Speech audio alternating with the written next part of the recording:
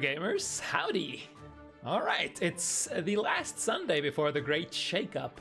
Or at least, I suppose that's what the whole community is hoping for at the moment. But either way, the starting time of the last bounty hunters before the big patch draws near. If you're wondering what sort of event we're running here exactly, the short version is that Bounty Hunters is a show match event with skill-based matchmaking happening every Sunday at 5 p.m. CEST. The name of the game is Guilty Gear Strive, and the format is first to 7 wins. And now, for the next 3 hours, I'm your usual host, QK. Let's take a look at the card that we have for the evening. It's sort of a, how should I put this? It's definitely a guerrilla card tonight, or at least originally was supposed to be. Lots of Leo, lots of Slayer, Sin. You know, together Ape is strong. Although some of it is gonna be cut off tonight to a certain extent.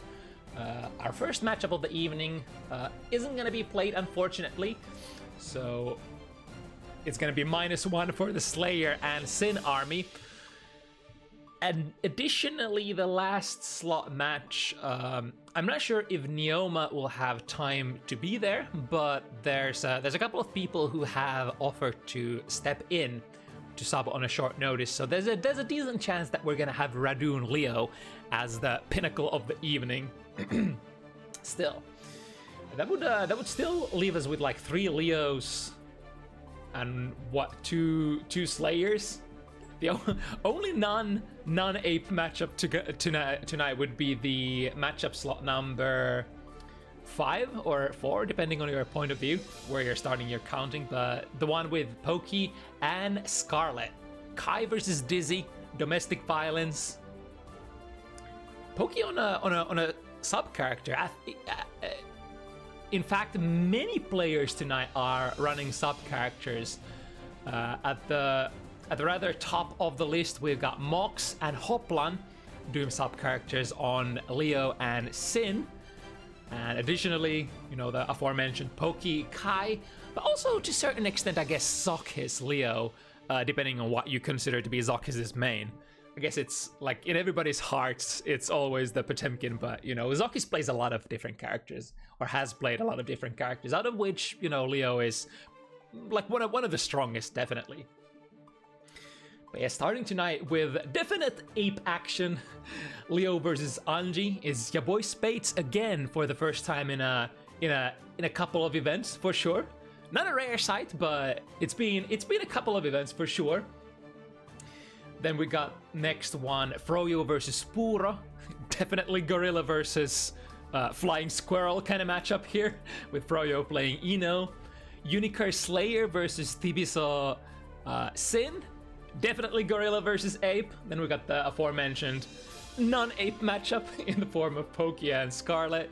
And then of course, yeah, maximum ape in the 6th slot as Mox and Hoplan meet with the sub characters.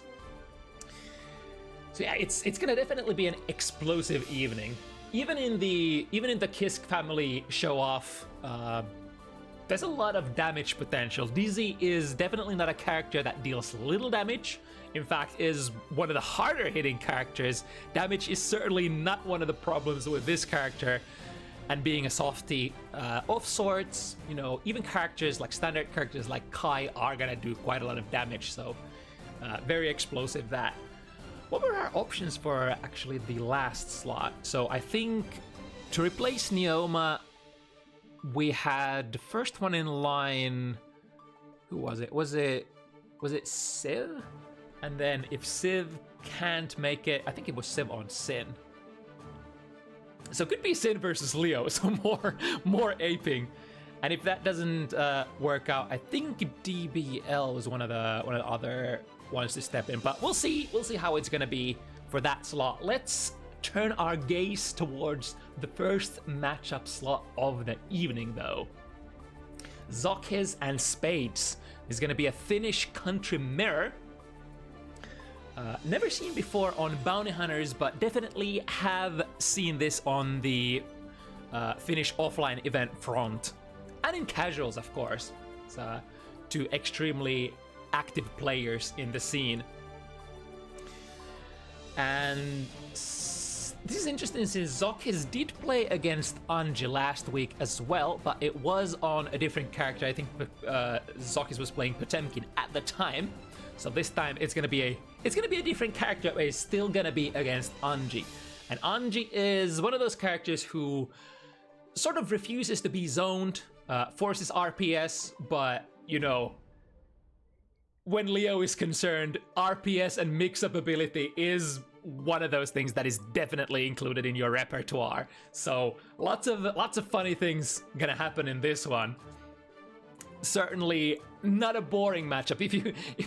If you're here for careful spacing, careful neutraling, careful footsies, fear not. We've got a pair who's definitely gonna put up a show.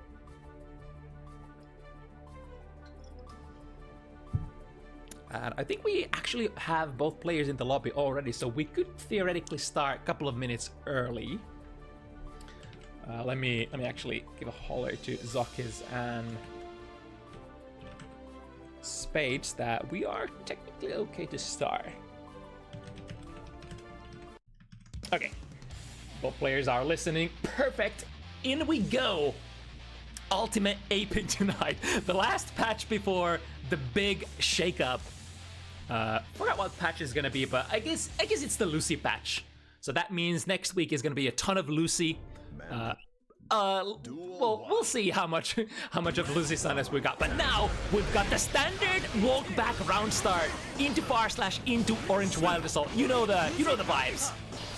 One of the most common ways to punish people. Oh, that's that SDP as well. And Anji, definitely known for the damage explosive potential. So gonna get punished for at least half of your health pool or more. ZoKHiZ does have a lot of resources though, so this could be turned around fast. Got low. This is a good burst time, and you can see ZoKHiZ exploding with that aura. Has to book the last hits of the Issei Ogi, so that sort of prevents ZoKHiZ from getting out of the corner, but still, in the follow-up situation, we got the coast to coast. Do we still get the wall stick? No, not quite. ZoKHiZ really close to that 50 meter. Ooh, triggers the spin with the SDP. And that's gonna be an easy punish from the other side for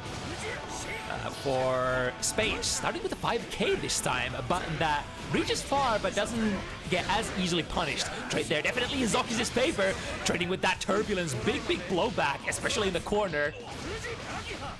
Spades converting into a decent combo, missing the wall break there at the end.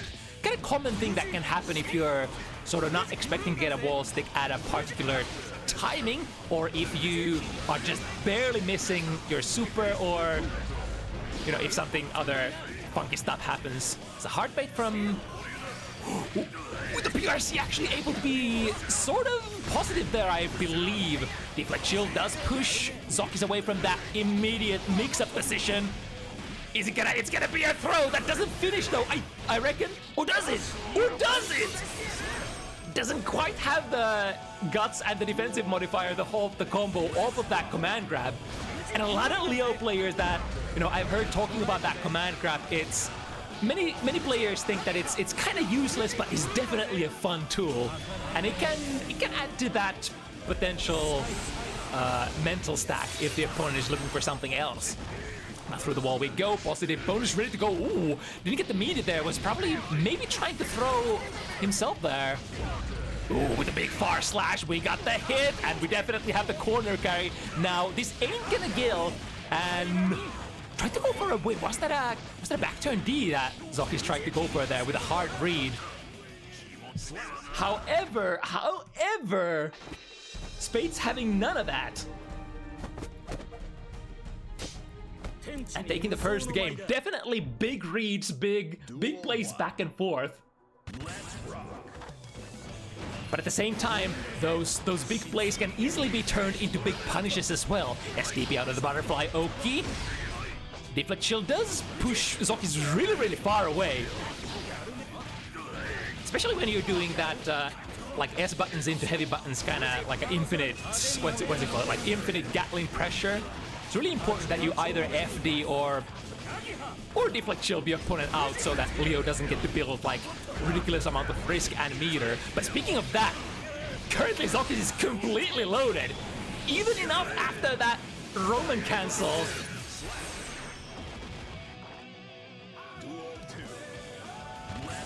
And everything happening so fast that I think neither player had the time to use the burst in that first round.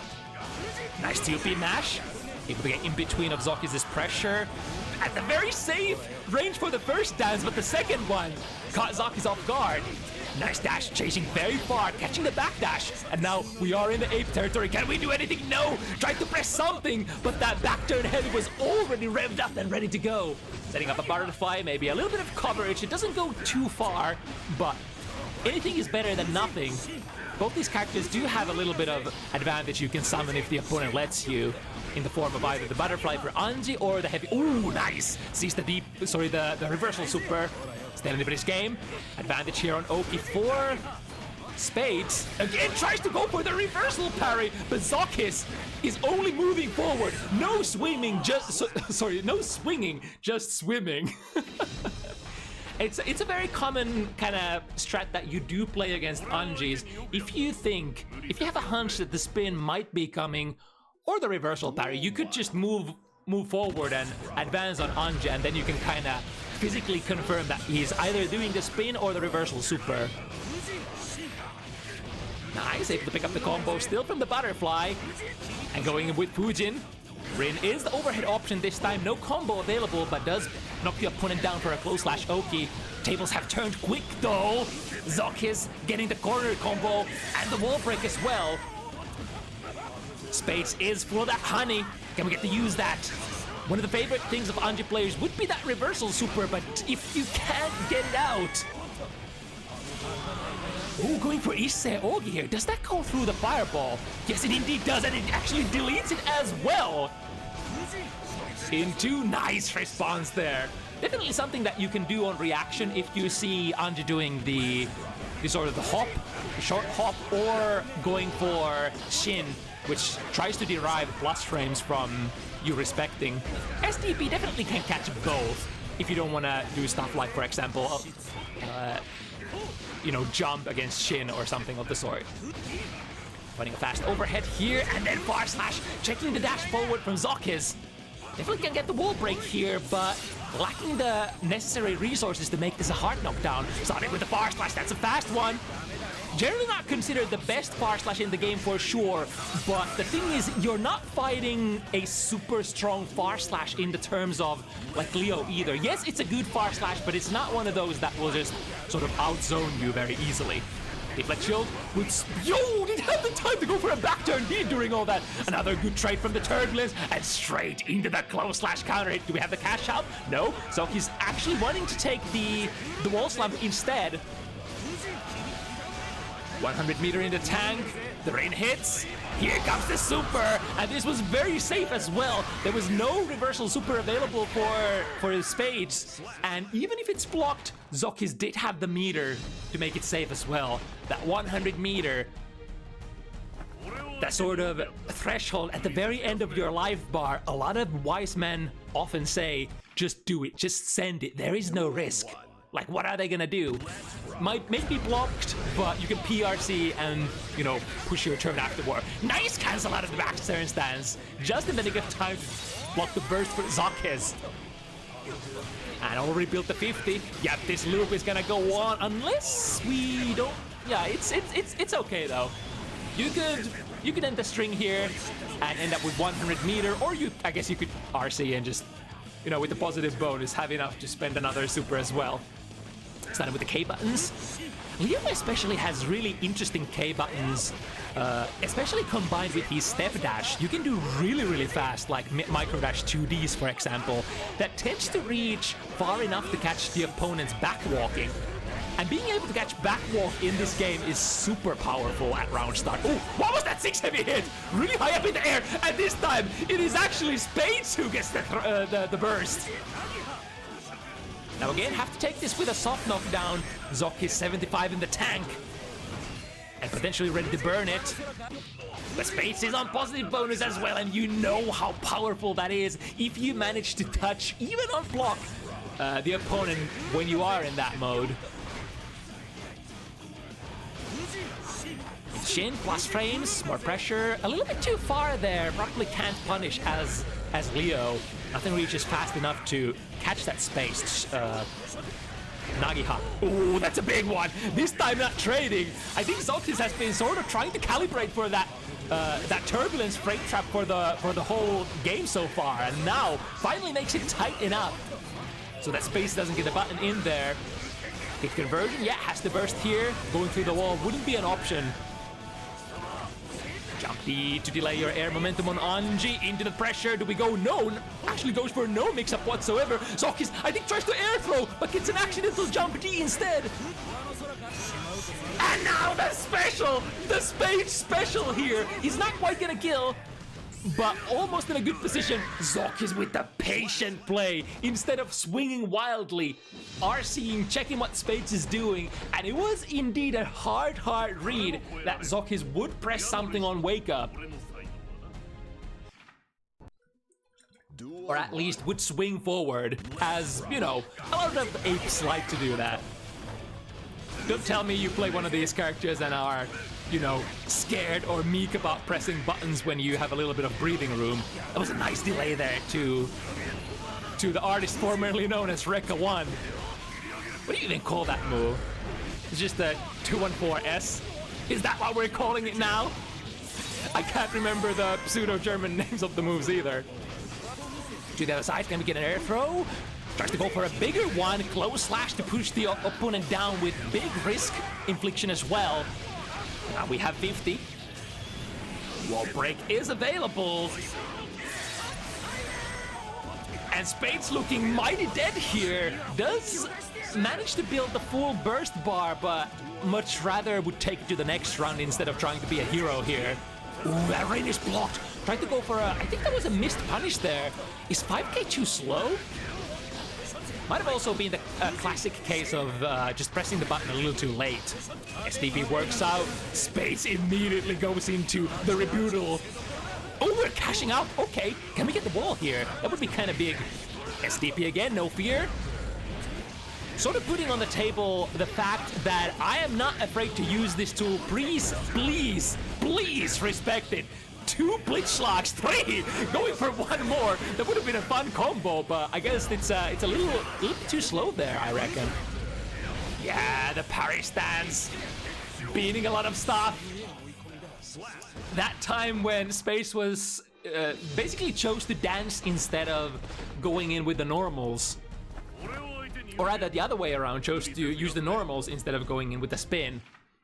So getting countered there by the release strike of the parry stance. And it's a little bit of a combination of being a knowledge check and execution check in a way, depending on what type of normals your character has available, especially like long hitting lows. Those are some of the best tools to try to poke at Leo when he is in the guard point stance or the parry stance, whatever you want to name it. Oh, ooh, the reaction here into the parry super, or sorry, the back turn super. The spacing was potentially good for ZoKHiZ to go for the street kind of reaction super. And to be perfectly honest, oh, we got a dunk here again. Good read on the deflect shield. To be honest, even if you send that back turn super, it's not that big of a deal because it is plus on block. The double jump, ooh, nice catch there. For a moment I thought Spades missed that, but the great angle there, punishing on the lower end of the jump arc. Nevertheless, ZoKHiZ still keeps it really tight. The lion is locked in. The big buddy, extraordinaire, the grandpa of the beatings is on fire today, and it's on Spades' ball court now to do something about this. Leo is definitely a character who plays those, plays kind of similar ranges to Anji, but does it in certain ways a little bit better. And it's a lot about, you know, finding the right RPS options on Anji's side. Ooh, that was a great space, going for a Kara Nagiha from half screen away. It's really hard to react to. Something you would probably have to try to preemptively press buttons against if you wanna prevent from coming in, especially with 50 meter. Speaking of the meter though, ZoKHiZ has a clean, nice, comfy finish here with 100 meter again. Is it just me, or is ZoKHiZ's tension bar always full? That is like one of the trademarks of classic Guilty Gear players, having sort of the meter economy always on point. Although like it's a little bit different kind of a meter economy, meter management game in Guilty Gear Strive, because you build so much when you interact with the wall. Ooh, the Berserker Slash, another one! This time it's not timed as meaty. It's a little hard to see sometimes, like if you have a fuzzy situation. Ooh, the patience here! ZoKHiZ trying to go for the punish on super! A little late on the back turn heavy. The startup is rather slow, but no mercy, no stopping. The only time we stop is to bait something huge. And then we go again. 6-1. Brutal onslaught of the Gorilla Master. Is there anything that can be done to stop this guy? It's a good round start there. Spin into hard knockdown. 2P contest after the 6k. The 6k is like minus 3 or minus 4, something like that. Definitely a good button to instant block if you can against Leo. Leo's K buttons are really great for neutrally, I would say, but for pressure they can be a little dubious if you're sort of your opponent is really on point with the counterplay. Blitzschlag. Third time we go for the overhead instead, and now the payback. We want the wall. We have the super as well. Uses everything to get the hard knockdown and the positive bonus, but it's probably okay. ZoKHiZ has a get out of jail card here for free. However, uses the threat of that and instead just goes for the dash forward. And it's not easy to counter that. Like you see the huge amount of meter on the opponent. Yep, exactly. And chooses to use it here in the follow-up situation. Straight through the wall, and we have 50 where that came from. I think this is game. Because base has nothing. Deflect shield does work out though, but still not out of the pressure loop. ZoKHiZ comes out of the positive bonus loop with 75 meter available, and one more hit. Dash through and into a low. Yeah, it's so hard. It's so hard. He has so much meter, so many resources to spend after that. Starting with a spin, nice, delaying it enough to get a close slash as well. It's the premium starter of a spin. Depends a little bit on spacing, which one you can get. Reaches for the throw, but that time ZoKHiZ just out. And look at that spacing. Look at that immaculate spacing in the back turn stance, waiting for a move. Even if Space was to go for a super, it's like the tools are there to counter it. Still in the positive bonus, landing at 75 meter. S-boom, and taking it heavy boom. What can we do? Dance through it, but that's a punish! Dancing through a projectile is always a dangerous deal, and this could be it. The 2P prevents the command grab. Now mix up time, plus frames, catches ZoKHiZ trying to press something of the far slash. This should be a kill if we don't drop. I spoke too soon, I jinxed. No, the STP still gets a punish, okay. Space still in it. That's really close though. That's all too darn close. Started with a 5k on round start. Pretty good at preventing the aforementioned micro dash K buttons from Leo, which are super strong. One of the go-to methods is for you to press your own K buttons, either 2k or 5k if you have a low reaching one. Switch the size amp, goes for the burst a little too early there. Spades was still running forward in a state where you get to block pretty comfortably. There's a little bit of time that you can spend doing nothing and just waiting for the opponent's move out of really high, RC pop-ups like the throw RC there. Right, into nothing here. Blocks correctly the Berserker slash, but no throw. Generally the throw is the best counterplay if you can react in time. Ooh, dances through this one, but it doesn't look to be the best kind of situation for Anji in terms of frames. Trying to escape out of the corner with that very important Abare. ZoKHiZ no fear though. Setting up the stage with the SDP, putting the fear in the heart of the opponent, which allows you to get out of the jail for free in a way, or rather uncontested. The Wild Assault. Can we get to the corner? It's kind of far away from the corner. Maybe could be a wall break. No, not quite. Setting up the butterfly. Comes down for a second hit, but ZoKHiZ again, ready to unleash the mayhem. Super RC could be a thing here. Look at the damage. It is gonna be enough. So Spades once again back against the wall. Another set point position for ZoKHiZ. Starting with the back walk, far slash. What a classic round start. No more common round start than that among all of the Guilty Gear characters. Here's the far slash from Spades themselves though. Sneaks in a little berserker slash. Not enough delay here. There's a lot of active frames in that reversal super from Anji. Set up the butterfly, collides with it. No biggies though. Nice 6p into the corner. But we're still looking for that one decisive hit. That isn't gonna be it because we don't have 50 meter, but we do have it here. A little bit too far away to convert from the call. And now is ZoKHiZ's combo. Probably wouldn't have been enough, but he goes for the hard bait and takes the set with that. It's a little questionable. It's hard to tell if that was enough damage or wasn't enough damage, but definitely, I think in Spades' head, that was enough damage. And the threat was real, so you had to go for the burst there. And that's the time when ZoKHiZ struck again with that clever burst bait. It's really beautiful to see these high-level players who have really good game sense, that they very rarely go for like a hard burst bait that doesn't pay off. It's like both of these players went for like a couple, and there was like literally like one hard bait that didn't pay off during the whole set.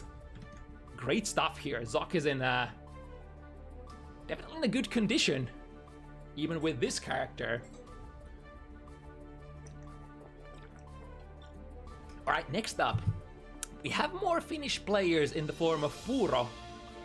He's gonna be challenged tonight by Froyo Ino.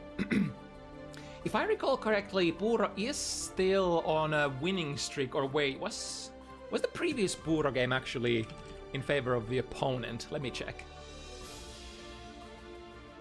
Oh yeah, it was the long win streak did get cut there previously. So now looking to potentially renew it, get it back and run it many months to come. One of the biggest menaces on the intermediate level here. Puuro Slayer with a character that is feared by many, especially softer kind of characters like Ino. You get hit once, you get hit really badly. Like no matter what kind of hit you take, it's gonna hurt like hell. Change society. But of course, the strategy from Ino is gonna be try to survive, don't get hit by anything, try to find the hit, and all of that hit, go big blender, flow well. Not the biggest damage out of her. Well, it kind of depends what kind of hits you're gonna get. But generally, the kind of characters like Ino, Milia, characters like that don't necessarily deal the biggest amount of damage per hit, but they flow really well. They keep looping into their blender situation, into their mix-up situations. And that's how they get you. The classic Guilty Gear, get knocked down once and go down. Let's see if Froyo is able to run that plan though. Horizontal Chemical Love though doesn't give the best knockdown, so getting that from a neutral position, not necessarily guaranteeing you the best mix-up. Speaking of the mix-ups, we are in the mix with DJ Froyo now. Highs, lows, throws, maybe even cross-up sometimes, you got it all. Ooh, no anti-air there. Puuro just emerging from the skies. Good time for the burst. Putting Puuro in the corner position, 5p anti-air, and now it's gonna start the perfect node setup. There is nothing the opponent can do against that. Usually those are, even though they require a little bit of manual timing sometimes, they are generally situations where the opponent just can't DP, can't reversal super. If you try, it's all in vain. It's all a safe jump, optimally. Decent amount of corner carry here for Froyo. The Chemical Love ends up being a very nice situational anti-air. Oh, I see. Froyo has been so good at anti-airing those escape attempts from the corner, so Puuro hesitated there for a little. Big combo. Ooh, a reset maybe. Unsure. It's very kind of like a drop, but could also be a reset attempt in Slayer's case. There are a lot of different kinds of resets that you can do with this characters after all. Ooh, that's a big one. One of the nastiest tools to deal with. Master's Hammer. Definitely master amount of plus frames that you have to deal with after that. And here comes the super. Rev it up. 1, 2, 3. Looking for one more hit from this heart knockdown. Ooh, it's the classic Missa with a jump K. Land into a perfectly timed throw situation. Definitely a lot of stuff that you can do here. You can try to escape as the opponent if you jump, if you backdash. It's quite vulnerable against stuff like that. But of course, when the opponent is threatening you with a safe jump, it's not the easiest thing. Once again, the Master's Hammer, the Master Plan starter. And the huge cleave of the Mop Punch again sneaks in another Master's Hammer. And I would say every single Master's Hammer that you manage to land in a round increases your win chance exponentially. Not only is it so plus, it cranks up the opponent's risk gauge, and it's just such a menace to deal with. And kind of forces you to look for that specifically. Look for like a jump out or a reaction throw landing punish on that. Oh, but this is the worst case, taking the counter hit. At least the wall gives up relatively soon, so that there was only half of your hit points done here in damage. Bouncing forward as they definitely do on this character. And when you have the 50 meter, you have the extra. Ooh, goes under there. Yeah, the Mop Punch has one little vulnerability, and it is low profiling frames. Stuff like 6P from Ino, Stroke the Victory from Ino. Those kind of things can go under. Oh, and it's a counter hit. That's a death and a half there. Rest in peace. I will bring flowers to your grave. Overkilled by at least 250 damage. Ouch.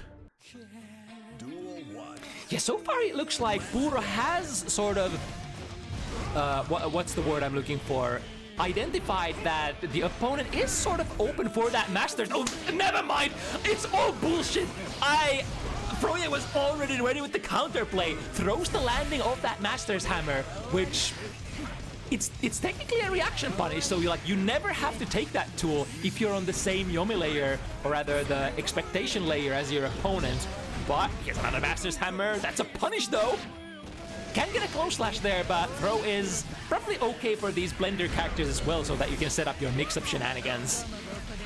We do have the meter. Is it gonna be enough? No, Froyo already queued up the special move, unfortunately, so won't be able to cancel into the super. 100 meter in the tank. Would be nice to get out of this situation without burst, but Froyo understands the gravity of the situation. You can't not spend that burst against Slayer. Slayer might just kill you there. There it is again. Perfect. Now, the question is, how does Puuro adjust here? Do we sort of trust that the opponent doesn't throw that consistently enough and keep doing it? Or do we try to mix in other stuff? Speaking of mixing other stuff, immediately goes for the low follow-up of the Dandy Step. 100 meter in the tank, reversal super could be an option, but so many options to consider here. Ooh, close slash. Was that an attempt at a reversal super? Ooh, we can get it. We can get it if the wall breaks. And super, yes, it's queued perfectly. Even with Slayer's defensive modifier, it should be enough. And Froyo steals that round back that was technically stolen from her in a way, depending on how you look at things.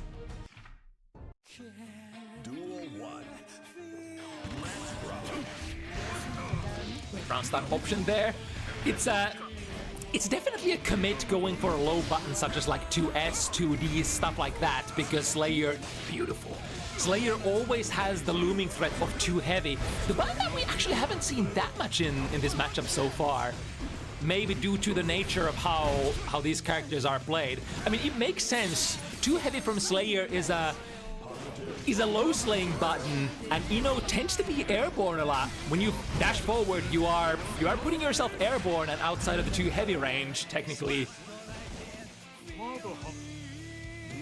but it does catch moves like 2S2 heavy and that ever important stroke the big tree, which also hasn't been used too much. Probably as a respect kind of a thing where the risk is just not justifiable. If you take that too heavy counter, it's over. Speaking of counter hits, ooh, a little bit of a hiccup there in the combo, able to transition into happy little accident.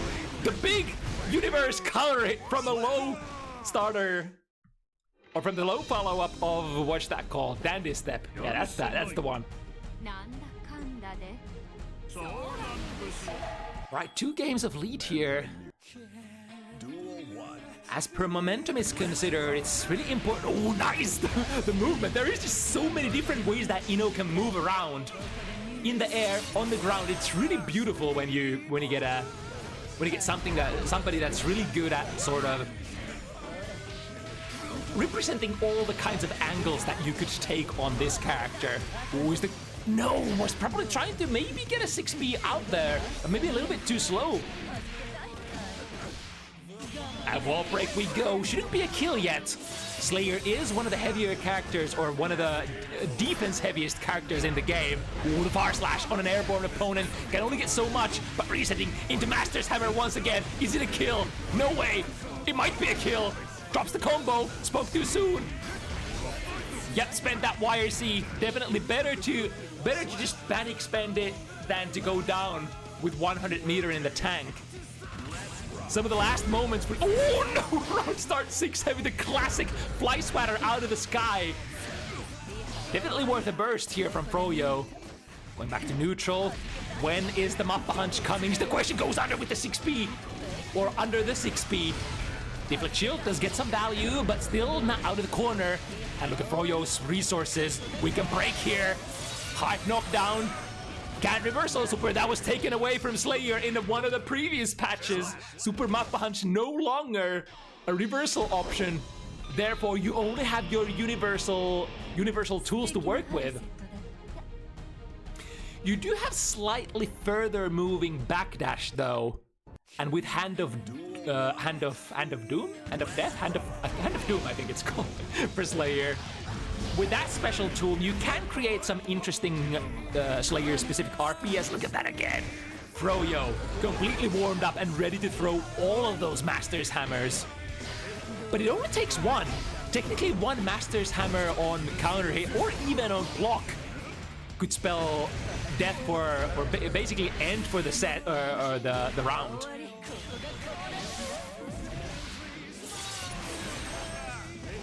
Yeah, it looks really funny as well, throwing that Hand of Doom. Technically, you are in a throwable state before your strike comes out. There's like a couple of frames before the strike actually manifests, so you are in a throwable state out of that move. It's sort of a balancing factor to how strong of a move it is. It is basically that, you know, stop sleeping in the wheel kind of a move. Oh, the fake 6K! Or the feint 6K rather. A little bit of an issue there with the combo. Nice 5K anti-air. Didn't get a clean setup though, unfortunately. There is usually, especially at the higher level, oh, we go for the air Psycho Crusher. Knocking Puuro out of the sequence. First, try to get out of the corner. Froyo says no. In the striking position. Ready to build the 50 tension. Puuro, on the other hand, is nowhere near that juice yet. Ooh, 2K6 heavy frame trap into big numbers. 100, can we get an air throw? Goes for a jump B instead. And misses by a little bit. Nice interruption there. One of the most important things is not to be too scared about Slayer's pressure. It's basically pressure that is a lot of holes, a lot of... Slayer leaves you a lot of gaps to hang yourself. Ooh, speaking of hanging people, a lot of 6 heavies in that combo. And then misses the last 6 heavy though. Froyo able to flip the position, but this vampire flips the position back as fast as you can get it. Dash through the opponent, close slash, immediate burst, reversal super, but I think Puuro is... No! Goes for... Wait, huh? Who? Oh, it's still Froyo. went for the 6 heavy punish there. It's a little bit of a tricky situation. So there was distance between Ino and Slayer here, and Slayer is not a normal dash character, so you can't very easily adjust your, like micro adjust your position here to get the close slash. So I think that was the impetus for Puuro to try to punish with a 6 heavy instead potentially, but he ended up completely whiffing. Maybe there's a little bit like maybe you have to delay a little bit so that Ino comes a little lower out of that reversal super. There is a gap between the first hit of the super and the second hit of the super, and it's the second hit of the super that is the plus on block, which you never want to block if possible. Right, Froyo trying to adjust the position and whiff punish with the backdash. No dice though. This vampire character moves forward so fast. And for the first time in the set, Froyo actually on the green. 1 round ahead of Puuro. But there is a lot of space for this setup, or rather this matchup for still to develop here. To the other side, yep, you got it. We got that tool. I think that's probably the most important matchup tool that you gotta have against Slayer. Otherwise, this matchup is gonna be super miserable. Ooh, but clean RPS there from Puuro takes the heart bait. Still not able to squeeze the last life out of Froyo. And here comes the note. Able to do a little bit of a short hop over it into big close slash damage. Bam!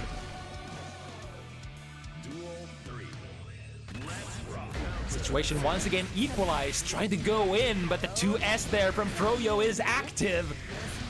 Again, no side of 2 heavy for Slayer. Oh, and if there is no 2 heavy, that means we can press some of our best footsies buttons. 2S, 2 heavy, 2D, all of those are kind of good for Ino, especially the heavy buttons that you're probably really happy pressing if you think that the opponent is gonna sort of ram themselves at you. Yeah, Ino 2 heavy, especially one of my favorites for playing footsies. Such a huge hitbox and gets you really good conversions as well.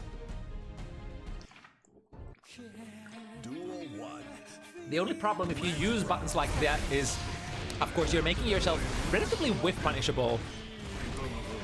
But of course, the mobility problems for Slayer might make it difficult for you to play yourself in a position where you are ready for that whiff punish, unless you use something smaller like Mappa Punch. Oh, there is the 2 heavy as a frame trap this time. Froyo is patient though. Don't even need a side switch because this character carries the opponent so far. With a 5K on landing, we got the hard knockdown and straight into a quick little empty low. And it's the power of the Scarlet Witch. At a moment's notice, you can go for unseeable highs and lows from your knockdowns. Yep, once again, Froyo is so vigilant for the Master's Hammer now. It's so beautiful to see this kind of sort of development in a set where that was a nice idea. Froyo would have gotten hit if your delay was perfect there on Puuro's side. And we have so many resources. Time to go into the mix. What's your move here, Puuro? Guess high on the FT, but into the perfect position. The super once again. We go again. Maybe burst. Burst is available. Goes for a gold one. It's one of the best things that you can do here. YRC, break the momentum immediately. To the other side. 6K doesn't fade this time. And a big pile bunker. Of course you can, because you have 100 meter to back yourself up. Pile bunker is the classic kind of horizontal DP option. Even though it doesn't have any inputs, it has a hitbox to definitely write a lot of letters home about. Hitbox that is almost like impossible to sort of contest for a lot of characters. Yeah, speaking of which, and then the RC to force your turn. Ooh, cut them with the head. Ooh, the 6K feint into big counter hit. Have to burst that immediately. That is number one. Defcon, what is it? Rate, whatever. 5 classics with the jump. Was the jump slash? Goes for a reversal super. Oh, we've seen that before, but this time Froyo went for a fast RC there for a little bit of a nifty little mix-up. And the counter hit pick up there from Up Punch. There's so much back and forth here. I think Puuro was trying to rev himself up for the punish. I could see Puuro micro walking forward after the reversal super from Ino was unleashed. So was probably trying to go for that close slash this time instead of the 6 heavy. Ooh, we got a dance step round start here. Jump over the note. The problem if you play against the notes really safely and do like a neutral jump or a back jump where Ino can't reach you, Ino could potentially read that and go for another one. Or even try to poke you out of that jump attempt with a chemical love. There's a lot of different oh, is that gonna be a punish? No! Wait, was that a perfect spacing there? Kinda looked like it might have been nice anti-air once again from the HCL. Oh, straight into 2 heavy counter hits. And we get the routes as well. Deriving every little bit of damage out of that combo. We need one more of those. Ooh, that could be it, unless the ball is so damaged that it's gonna break here. Probably with a lot of resources though. What do we do? Trying to fish a nice little hard knockdown somehow. I mean, it's gonna technically lead into a soft knockdown. Is that, wait, is HCL knockdown on a counter hit? Unsure. We do find a hit here though, and with the 100, a couple of different options that could happen. 2K is already active, so no pressing there. Oh, did it manage to get the super? So now it's still anybody's game. Send it. I think that's an HCL startup. So that's gonna be cleaved. Puuro sending it in a Street Fighter fashion. And I think did Puuro have 100 there? I think so, right? No, it was Froyo who had the 100. So Puuro had to basically bet the farm in order to make that work. With the overhead, quick land there from the dive kick. That's interesting. I don't think I've seen that very often. Like a max range overhead into dive kick land and then do something else. That's kind of cool. Just so many little cool things that Ino can do. She's like, you wouldn't think she's a mobility character, but she's absolutely all about controlling her mobility and her position on the screen.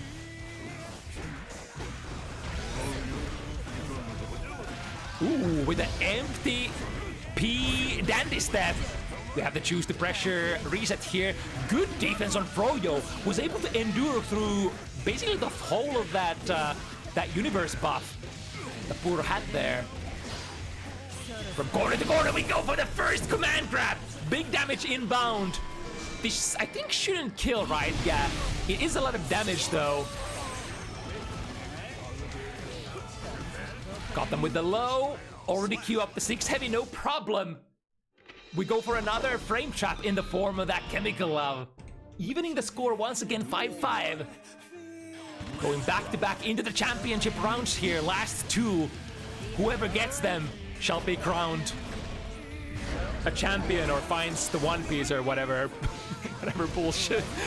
Ooh, that kind of looked like Puuro was going for a hard bait there, but didn't fully commit to it. The Hand of Doom is -7 on block.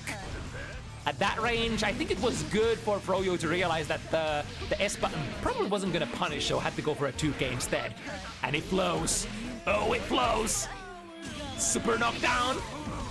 One more guess for your life. What you gonna do? Is it high? Is it low? Or it is a low this time. Setting up the note as well. Had to go for a YRC to save your life. Would be mighty. Ooh, we actually invest burst here. But it's unfortunately all for naught. It is a huge investment. It kind of can kickstart your pressure to go for that blue wild whistle and try to mix your opponent from there. But if you lose, well, I mean, it's Guilty Gear Strike. Look at Puuro's burst gauge. Even though you did use that deflect shield, of course you're gonna get that 100 meter back in the last round. Oh, nice stand on the overhead. Now Puuro is kind of dry here, having used that tap 5D RC. First has been used. Ooh, that's a counter. He tried to pick it up with the 5K, but the spacing probably wasn't quite right. Building 50 meter just in the nick of time. There was a lot of lot of tension gained there at the towards the end of the combo. But still, even on pseudo wake up, Froyo is ready to break that Master's Hammer with a throw. Look at that. I think the last 5 or 6 Master's Hammers just haven't found their mark. Hammer as you will. I am not the nail. I am the... Ooh, are we gonna get a DC here? Let's see if either competitor notices. It is one of the most unfortunate times to get a spectator DC when it's 5-6.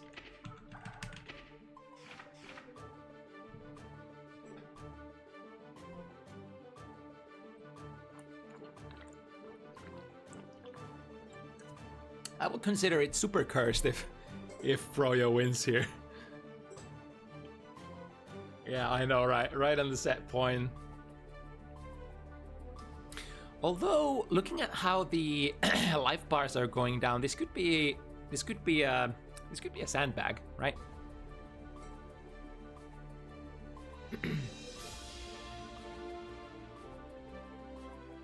I think that is indeed the case. So, looking like we're not gonna miss any matches.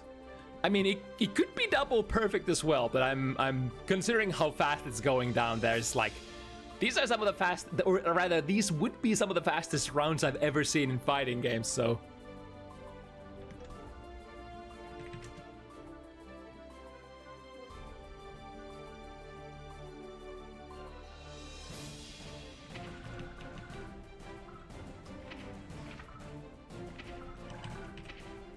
Flip that back and run it back.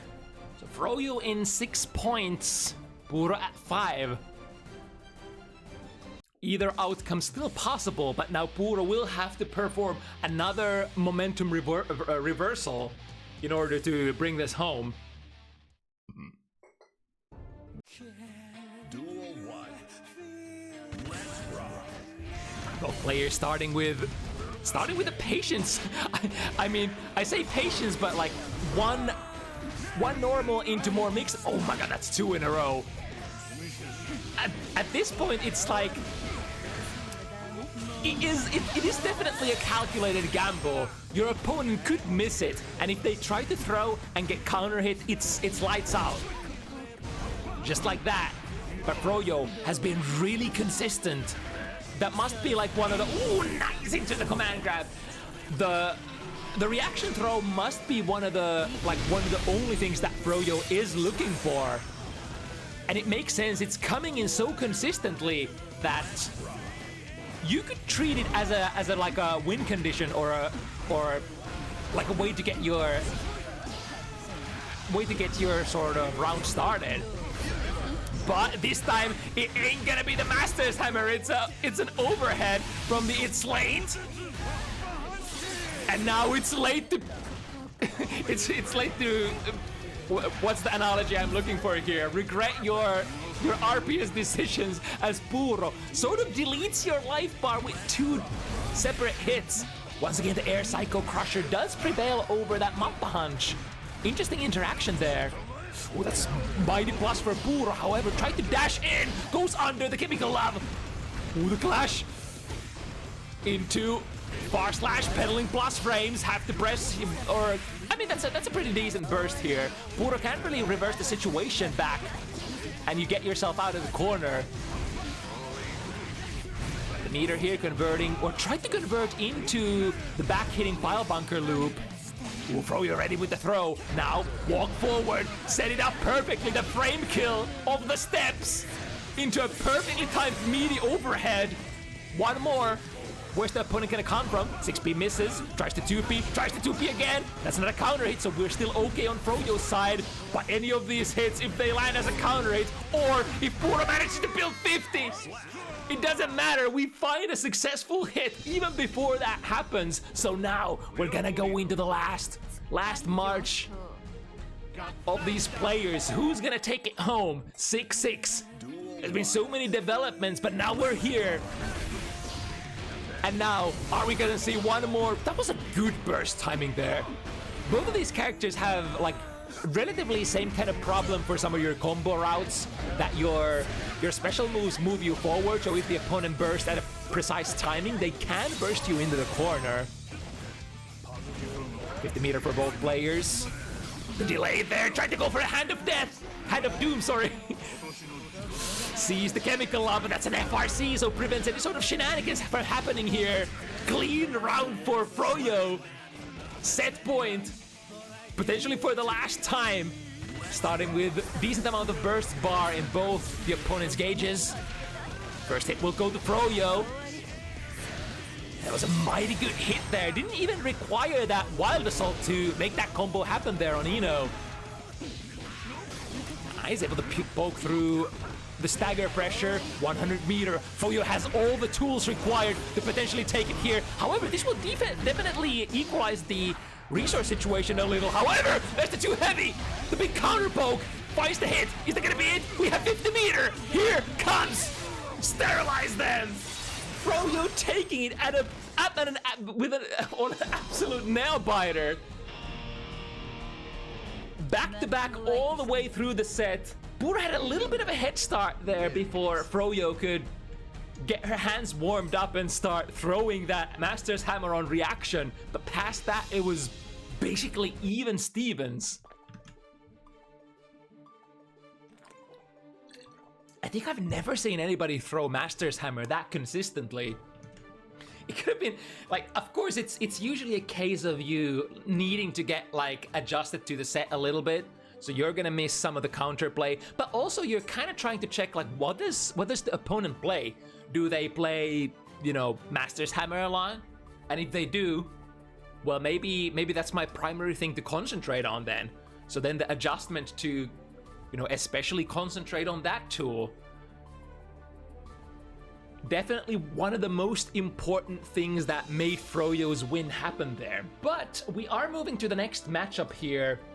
Another Slayer matchup versus Sin this time.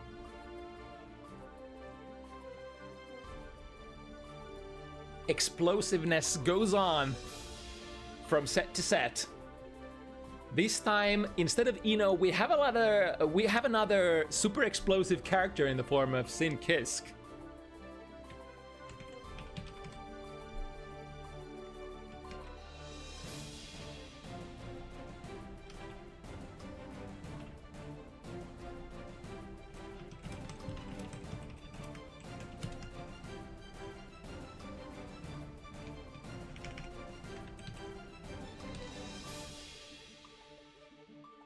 And we're probably going to see a little bit more of that Slayer 2 heavy in this matchup, for there is one little tool that is really important to counter against Sin.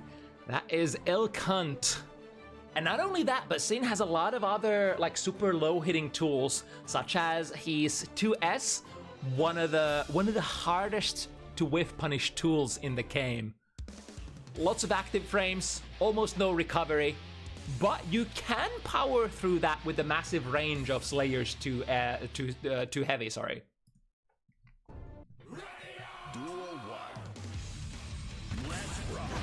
Right, unikar on Slayer this time. We've gone through the unikar, we've gone through the soul, and now it's another super explosive character here.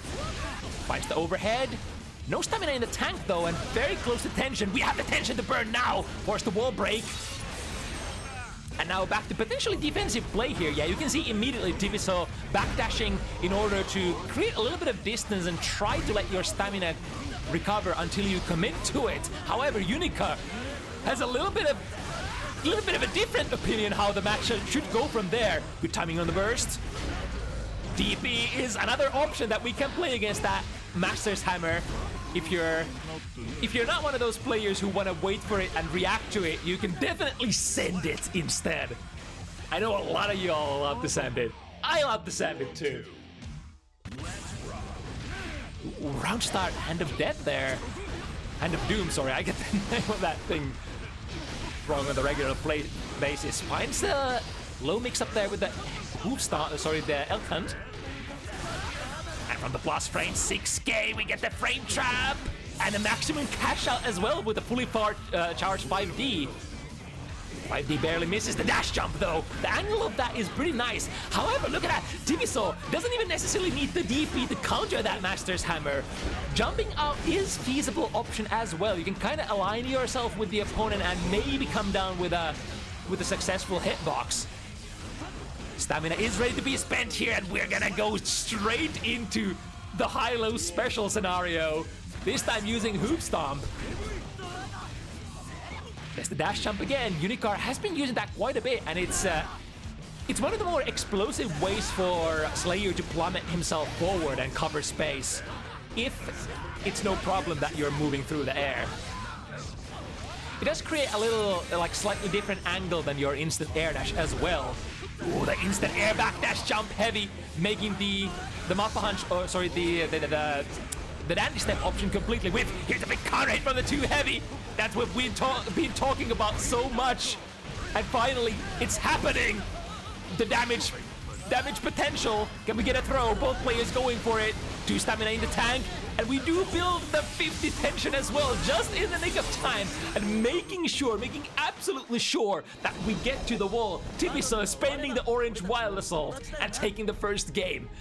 French Sin Kiss Gaming. Name a more iconic duo than Sin Kiss and France. I can't really tell.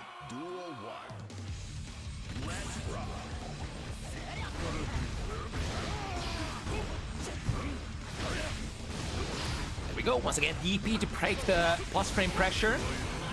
You are, of course, a character who has difficulties micro-adjusting your position during your pressure, but that's why they gave him a far slash that moves forward a little, so that you can at least get a little bit of forward moving momentum that other characters could have with their micro dashes. Saving the stamina here, big counter hit. We have a lot of different options how to make the wall break. 1 stamina is all that we need, and now we have 1 strategical stamina for a potential conversion here. RC and the super. Yes, indeed. Keep it simple. Keep it safe.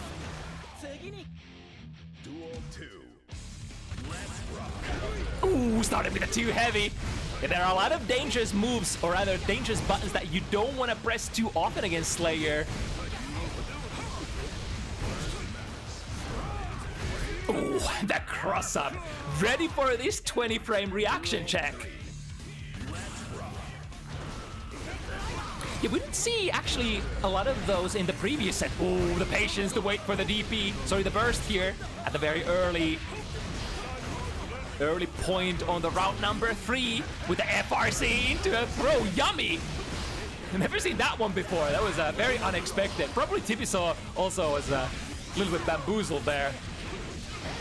Really low stamina here, ending in a way that we can get close slash.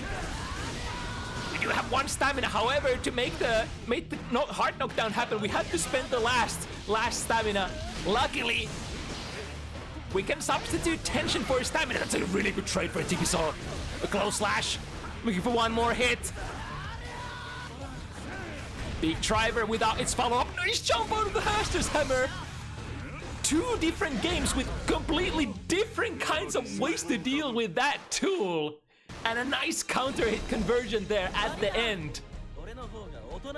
That was actually required. If you're just tapping your K button for Elk 2 there, it's not gonna work because you don't have the stamina. But because we were able to get the counter hit, there is a pickup meterless. And Tibisu realizes that. Quick 2-0 start. Yeah, even though Sin Kiss not necessarily one of the highest damage characters in the game, is definitely up there in convertibility. I would say the average damage of Sin is like super high compared to many other characters.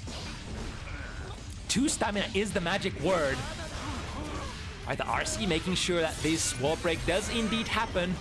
Another option is to often go for those like 3rd strike hit confirms on Sin and make a hit confirm like a far slash or a 2 slash into Tyrant Barrel if you want to break the wall without spending stamina. But those are a little hard unless you get like a counter hit.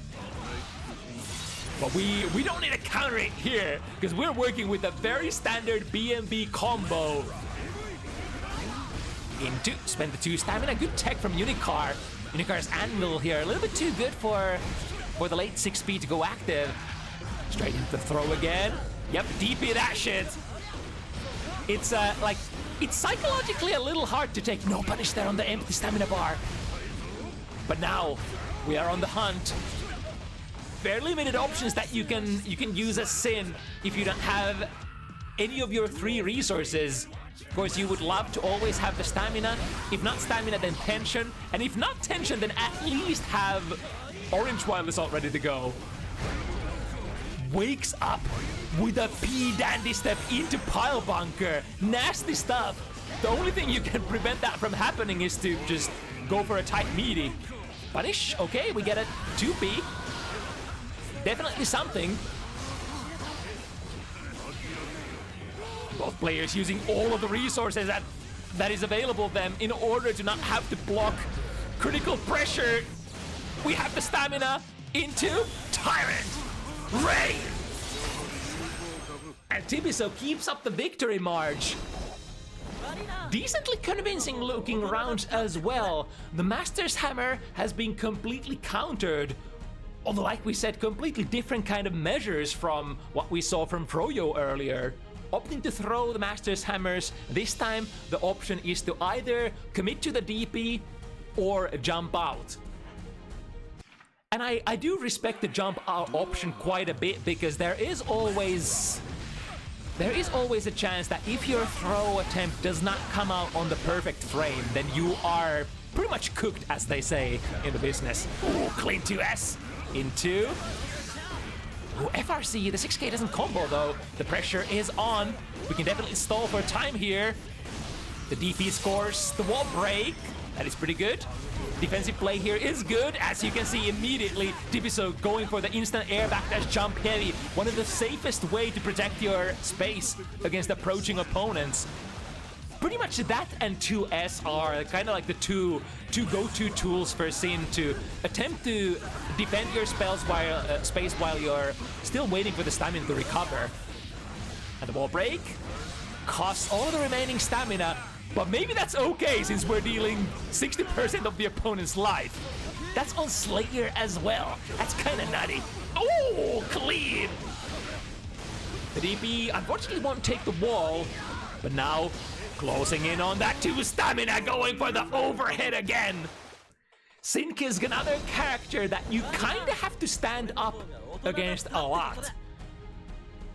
Because of course, like, by default, a lot of players will think that you are crouching. That is kind of like the natural order of things in fighting games. You crouch down and you try to react to the overhead. Of course, the layer 1 option is usually gonna be the hoof stomp, the overhead option, in order to sort of check if the opponent is ready to, like, is even in the right layer or in the right mind space to block your very standard pseudo mix-ups. The frame kill into a throw. It's not the first time that Tibisu is using that, as it has been working so far pretty well. Through the wall. Yet assuming a slightly more defensive stance here. Backdashing, waiting for the stamina, and now we're ready to commit. Now when we have the full stamina bar, every single hit, even blocks are converting into a lot of value. Oh, that was sneaky. Go for an OTG and then sense it. That was if Unikar stands up for that one, there is no saving. That's gonna be just punish. But sometimes, you know, sometimes you gotta send it. Sometimes you send an overhead that is unsafe on block. Especially when you're hunting for the last hit point from the opponent. Yeah, like now. Although this time around, Tibisu was backed up by the positive bonus, so would have probably... That was a Kara throw, nice. A Kara command grab, which unfortunately for Unikar ended up whipping. And to the overhead again. It's working. It's like a hot knife. Slicing through butter. Clean cuts. The butter has no chance. The opponent not blocking in the standing stance. They do say, like, one of the most common counter plays that you learn against Sin they tell you just stand up. Just stand up and try to react to the elk hunt instead. Which is like a relatively high-level counterplay option that you can take, but it has a lot of wisdom behind it. Especially since like a lot of Sin players just love sending that overhead. Way more than the elk hunt. Right, Master's Hammer, Prince plus frame for unikar and straight into the good conversions. Can we get the finishing touch? Reasoning into Master's Hammer, not quite landing. Was that too early actually? There must have been like 1 or 2 frames too early because the distance definitely was looking good there. Starting with a far slash this time. Far slash is one of those tools that can counter the devious, the bane of everybody's existence, the too heavy from Slayer. Making sure that we got the plus frames here. Burst out of this hoof stomp overhead. Plus frame still, as long as you use the follow-up of your special moves, usually gonna put you in a plus frame position. Only exception being the hoof stomp. We have the 6B into the instant air dash combo. I think got an instant air dash instead of the super instant air dash, which you are required to perform for that Sin combo, I believe. The angle is tricky. The 6B from Sin misses. Here comes the 20 frame reaction check and followed up by a good RPS. Not a safe jump though. Tibisu checking it. I was ready to send the RTL here for a guaranteed wall break as well. Slight advantage here on the last round here. unikar starting with... Ooh, that's a counter hit. Starting with a counter hit into a good combo. But yeah, starting with a full burst bar. To their name, Deflect Shield. Nice, gets a punish. Tibisu committed to the follow-up special move there, which ended up putting you basically in a mighty punishable state. Drifting forward, pushing the opponent off the ground, or rather off the air. There's really nothing that you can do if you choose to jump. Nice! Jump, gets a punish, however, lands the jump slash a little too early there. DP is baited, and here comes the counter hit. Don't even need to follow it up too badly. unikar, better late than never, as they say. The chase is on. The opponent only has 5 points. How bad could it be? I mean, they could have 6 points.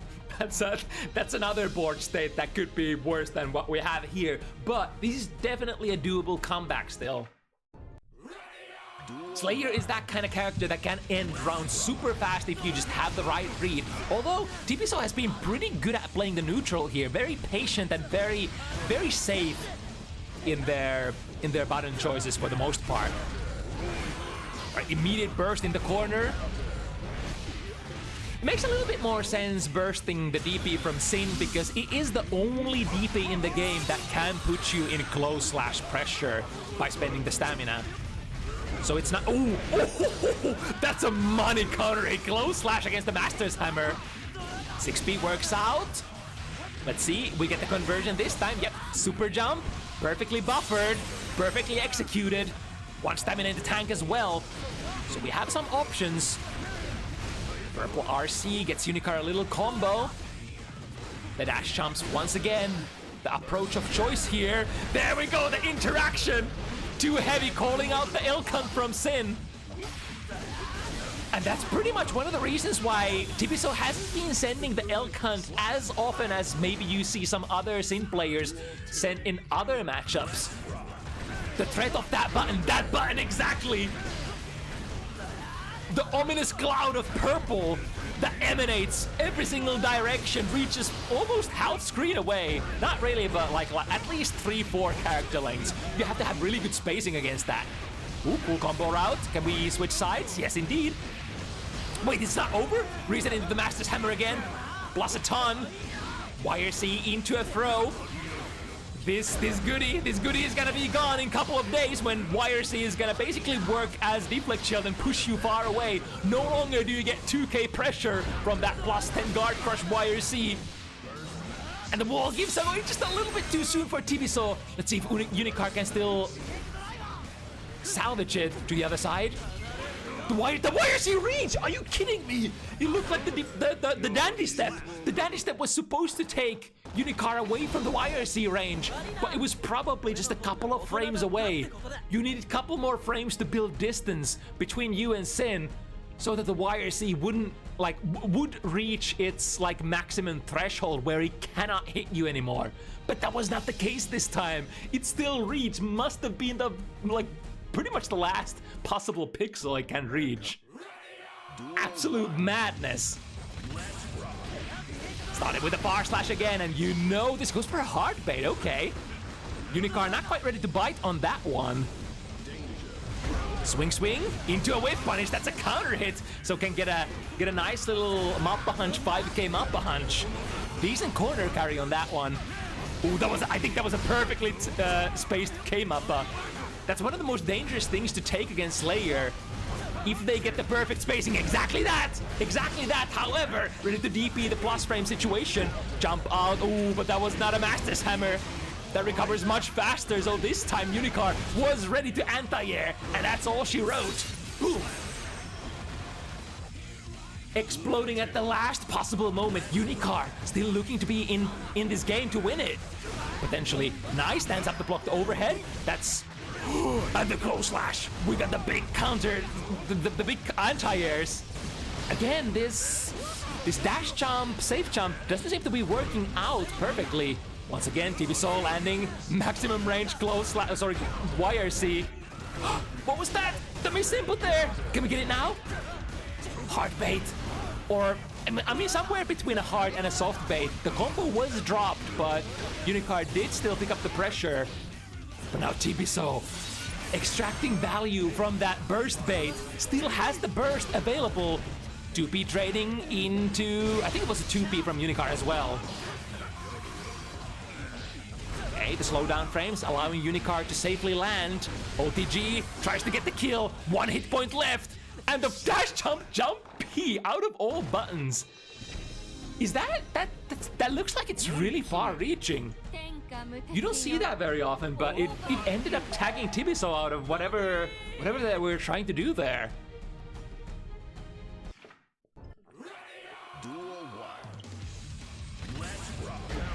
Alright, the madness continues. Once again, bar slash, delays, potentially against a counter hit. This time the burst comes out at an earliest possible occasion. Approaching with the L count.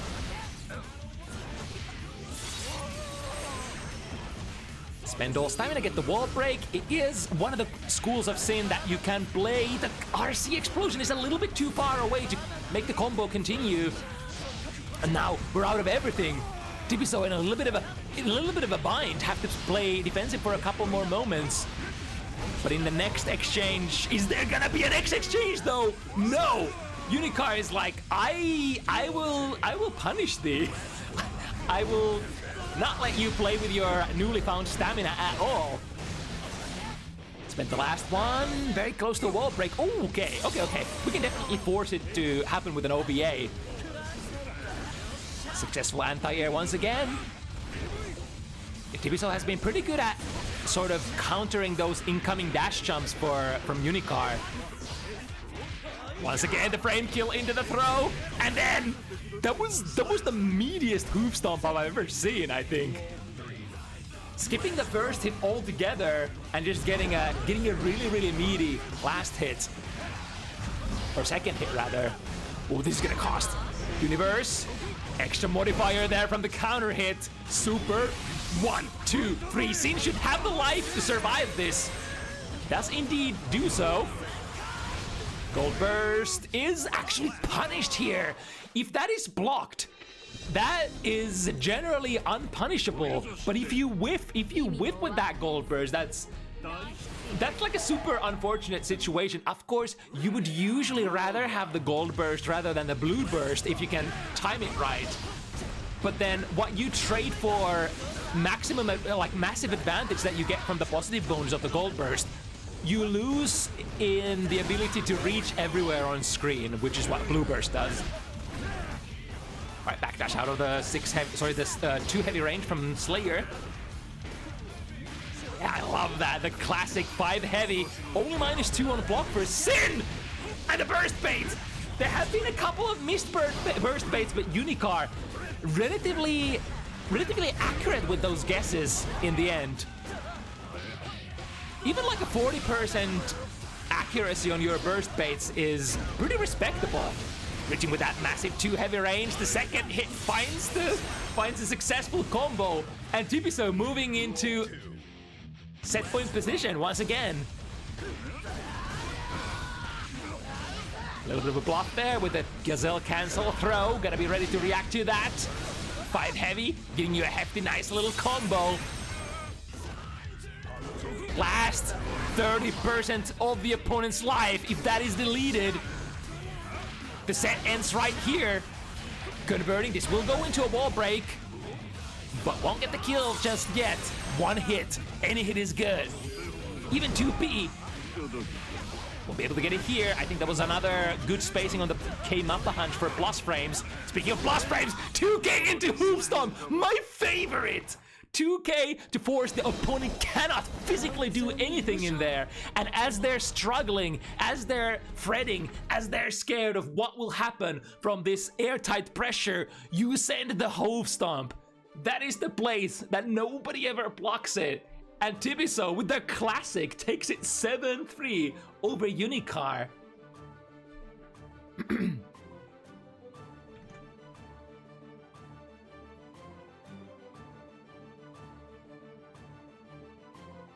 Now, potentially turning down the damage handle, or maybe not, because in fact these are 2 pretty high damage characters as well.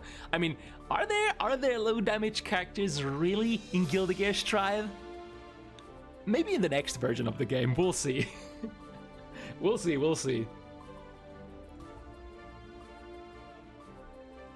But yeah, Dizzy is another character that deals quite a bit of damage. The problem for her combos is that her combos are really long and they are extremely prorated towards the end. So even though you deal a shit ton of damage to the opponent, they also build a lot of meter and a lot of burst for all of your BMB conversions. That is kind of like the, well, not the only one, but one of the primary sort of woes that Dizzy players are having in this version of the game.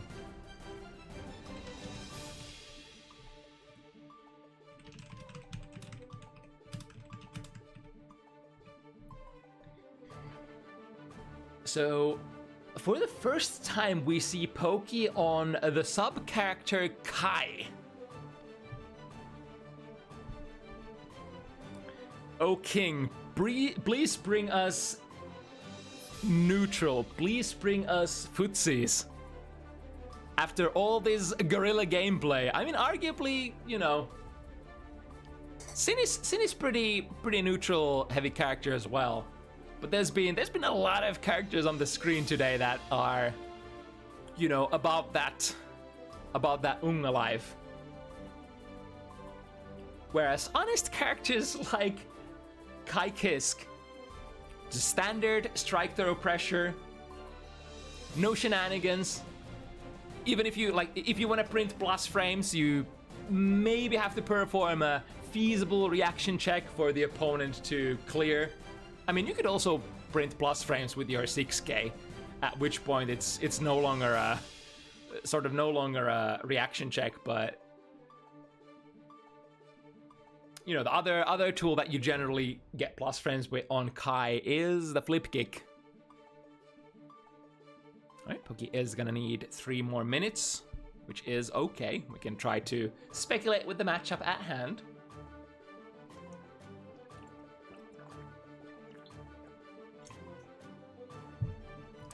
Yeah, the new DLC characters, Dizzy and Venom especially, I think Unica is currently in a decent place, but probably also would like a little bit of quality of life, but especially the two latter, or rather the 2 former DLC characters still haven't received any changes since their release to the game. Dizzy especially has been out for so long.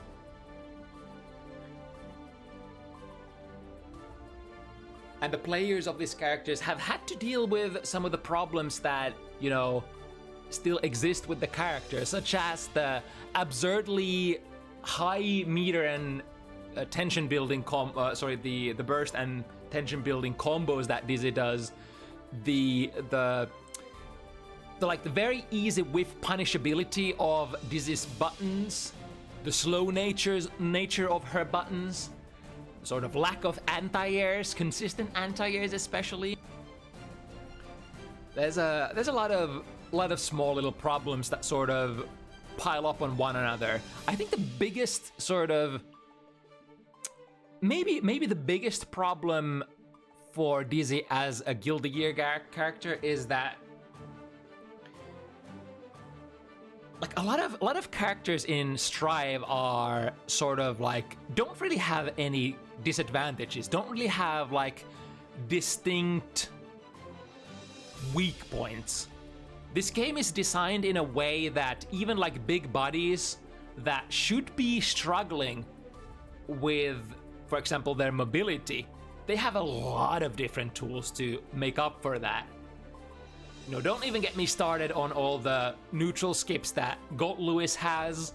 We have the universal mechanic, Wild Assault, stuff like that. It's just like a lot of characters are like very complete, especially the top tier characters. Don't really have like any glaring weaknesses, and they have all kind of the required tools to perform as a Guilty Gear Strive character. But Dizzy is a very like rocky road, a really like bumpy hill, if you will. She has very strong stuff, but a lot of like very fundamental stuff is just lacking, such as like the poke department, her lack of anti-airs, stuff like that. There's a couple of things that like you just can't get away with very easily in Guilty Gear Strive. So I think a lot of Dizzy players are waiting with bated breath on the 21st here this month. Waiting, what will the new patch bring to our dear little queen? Kai, of course, is the poster boy of the game. Really one of those characters that really has no weakness. Exactly what we were talking about.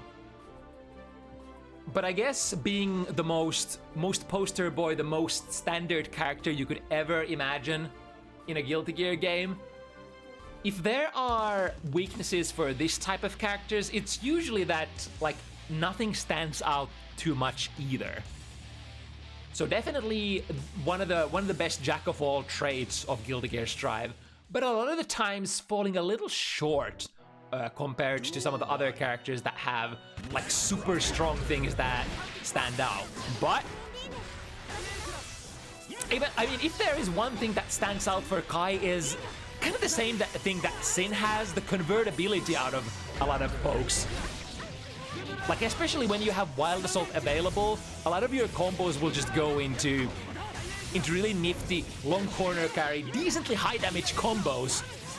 Speaking of those combos, oh, that doesn't wall break, but still the stun dipper does give you the nice safe jab 5k meaty. And Pokey looking very unrelentless here, not wanting to let Scarlet play at all. But I mean, that's kind of like the way that you would like to play as well. Usually Dizzy, how she would like to start her game plan is probably get like a couple of summons out to cover some angles and then approach with the cover of the fireballs. Right, first opportunity to go for offense, try to go for an ice spike. Pokey says no, we got a stun dipper. The Kisk family trade secret, slide at them at extreme speeds. Duel 1. Let's rock. Starting the very aggressive round start there, instant air dash. There is also like the Kisk family weakness that sort of relates or sort of affects both Kai and Dizzy. Whereas if you're trying to jump in, a lot of your jumping buttons are quite shallow. activating the wings. The cool thing about wings is if you... Oh no, that wings is gonna be gone really fast like there. Connected with a counter hit flip kick in the air. Don't even need electricity for any of that stuff.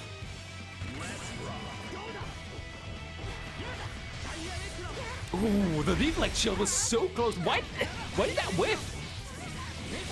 The direct blade must have been in range. All right, RTL, break the wall. Over half of your life is gone and looking for potentially one more hit with that 1 bar of Wild Assault.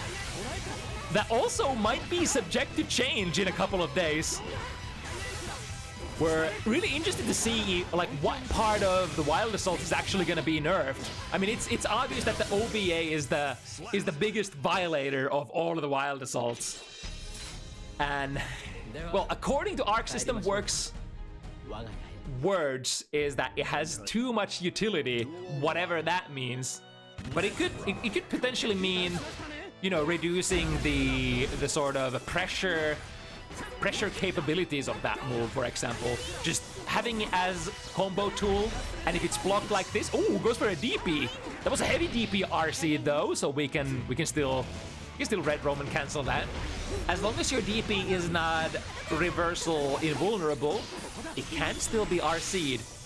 Well, that's an interesting, like a very Street Fighter-like attempt to call out the fireball. The downside was Scarlet was a little bit too far there to reach with the reversal super. Good challenge here. Finally able to build a little bit of distance between the husbando and I. Ooh, and the frame trap into 6 heavy.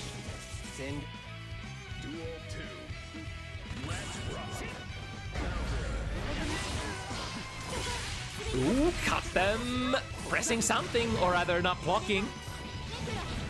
This position is usually really nice for Dizzy, because the sort of the ice physics don't affect both players equally. Dizzy does require the same sliding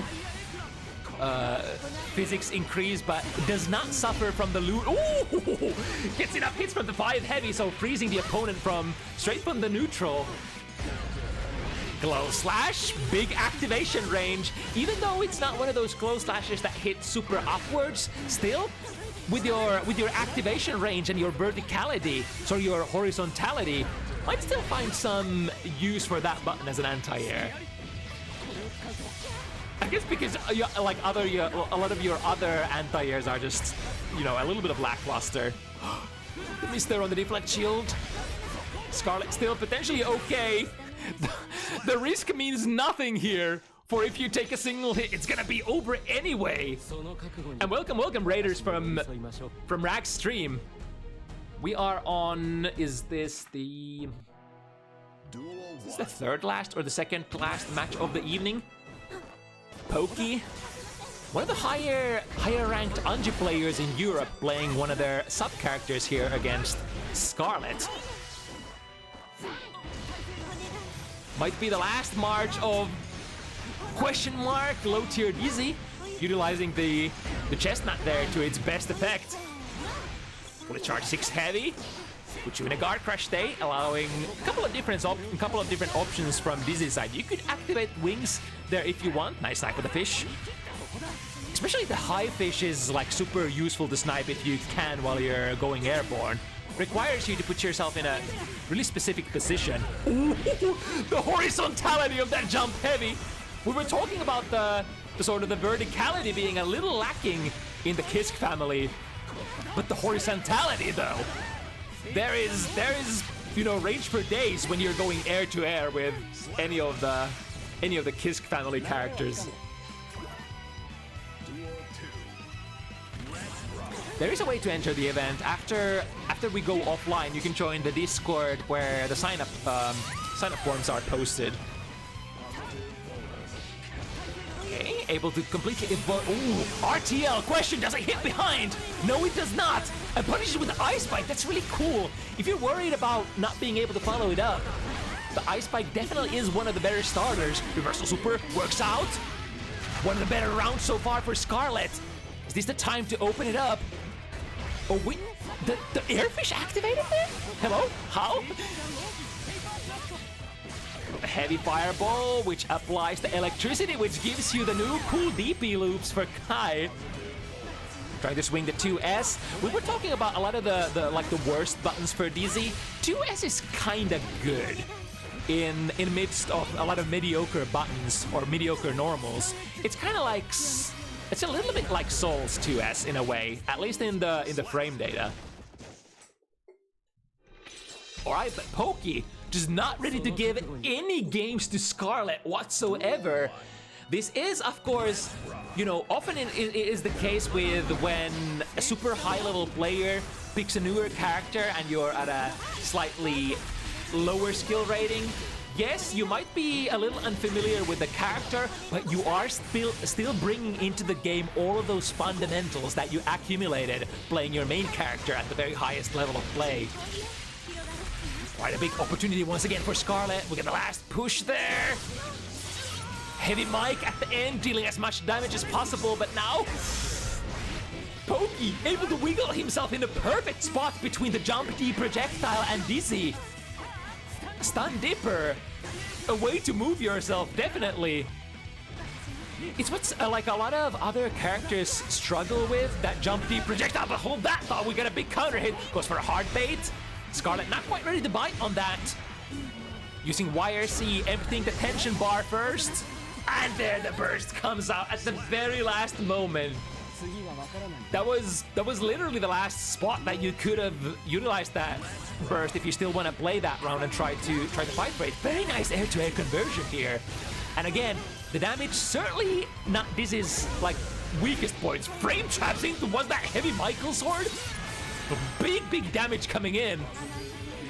6P is, oh, we're not even taking the 6P, we're taking the throw and setting up the Oki, waking up the S5, the SDP. You'll be really careful with that, I guess in both ways, because the fishes no longer sort of take hits for you as they did in the older games. We punish attempt there, and the jump K again! The K button's certainly one of the biggest playmakers for Dizzy. Especially if the 5K. Ooh, the perfect timing there. The dash jump over the ice pillar. Poke potentially in a good position, but went for a jump cancel there, trying to approach from the air, which Scarlet says no against. The 5K anti-airing. The 5K not only is probably like one, oh, there we go. That was a safe jump that time. Because your fish is kind of covering you, you don't necessarily have to like, I suppose, rush your meaty when you're doing that setup. Alright, YRC, starting with a close slash, buying a little bit of real estate, jump slash this time, and a little bit of horizontality to that jump K, and you get jump slash. Oh, the pounds from half screen away, stun dipper, RC, spending the OVA as well. Is that a wall break? Yes, indeed, but not quite the kill. So now Poke is going to be completely dry. But maybe it doesn't matter. The S Fireball looks really good against that Jump D. Like we were about to talk about that Jump D earlier, where a lot of characters just struggle against that. If you don't have something that reaches really far horizontally, like perhaps a Beak Driver or, you know, Unica's Instant Beam, it can be hard to sort of chase Dizzy out of that. But looks like just a simple S Fireball is enough for Kai. Got a neutral trade here. Scarlet still looking for a way out of this corner position. Switching positions with a quick slide PRC. Just missing by a couple of pixels there, swinging that 2S a lot from Dizzy. There we go, finding an ice pillar, and that's certainly gonna be a kill. Yes, indeed. Yeah, it's probably almost guaranteed that a lot of the DLC characters are gonna get there first. Like, not only quality of life, but probably like decent amount of buffs as well. There's just no way that they aren't gonna, especially like Dizzy. Dizzy and Venom both. Oh, again the stun dipper. This ain't gonna be enough, or is it? No. Combo drops. Ooh, the double jump, trying to bait out the anti-air. But also because this character, Dizzy, doesn't commit to those 6Ps too much, it's a little harder to bait out the grounded anti-airs in her case. And with the BMB combo, that's gonna be enough for Poke. It's starting to be a really important round here for Scarlet. We need to get on board rather sooner than later. Finding the Ice Spike. Dangerous proposition for the King to engage in a fireball war with a character with basically an instant full screen fireball counter. And here we go, got the super as well. Maybe this time both players maxed out on the burst gauge and Poke also sitting on 75 meter. Stun Dipper RC, yep, was bound to happen. And now nice whiff punish with the S. Michael sword. Burst into the corner. If Scarlet manages to escape this, can force her pressure. 6k not charged, but we are going. This time charged. Guard crush. Stun Dipper, gotta be careful with that. But also Poke doesn't have the 50 meters, so if you send the Stun Dipper here, it's basically betting the whole farm.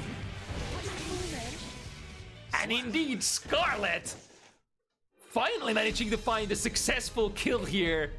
And not a moment, not a game too late. I think 5 points on the opponent is still relatively, like, I would say not comfortable place to try to run back, but it's certainly better than the desperation of 6-0. Oh, and a 5k again. The little tail whip. Can we block here? Yes, we can. And Kai, especially because Kai blazes past you with the forward momentum of the RTL. Misses the wall break, unfortunate. But the Looney Tunes physics screwing up the advancing momentum of Kai's. Forced to take the soft knockdown. The life situation is equalized. Everything is pretty much equal here. Except the tier of the characters. Ayo! Would really love to build into that 50 meter here, Poke, to gain access to potentially a frame trap slide into RC. But forced into a fireball war again. Remember, Scarlet has been catching Poke from that full screen position so many times with the Ice Spike, and again! This time, instead of taking the damage, choosing to set up the Oki instead. Nice landing from that jump deep at the perfect timing. If you perform the jump D from Dizzy like really close to the ground, the projectile not only manifests in a really annoying spot for your opponent, ooh, missing the DP punish, but also you land a little bit faster as Dizzy. Trying to challenge the high fish, which does chase you no matter where you go. It's one of the most important things that if you are airborne against Dizzy, try to make sure that you can eliminate the high fish as you go. If it activates, it's really annoying to deal with. Yo, with the bar slash? Landing a hit from... Scarlet must have pressed some buttons there from the back jump. Once again, the Ice Spike, the big playmaker. Check these fishes. We are at the marketplace. Tried to rev up the S Spike this time, I believe. But Poke with an aggressive dash. Bar slash got there. Baiting the YRC as well. Electricity still on. You're gonna die for your sins. Wait. Sin? Kisk? Tries to go for the dash or the round star jump again, which has been working against. What is the tool that Scarlet has been using a lot? Well, I reckon. Wow, that bar slash hit mighty high. Still anti-airing. Okay. Straight into RTL as well. Flowing well. Scarlet in the back foot here. RTL, just send it. That's gonna be punished though.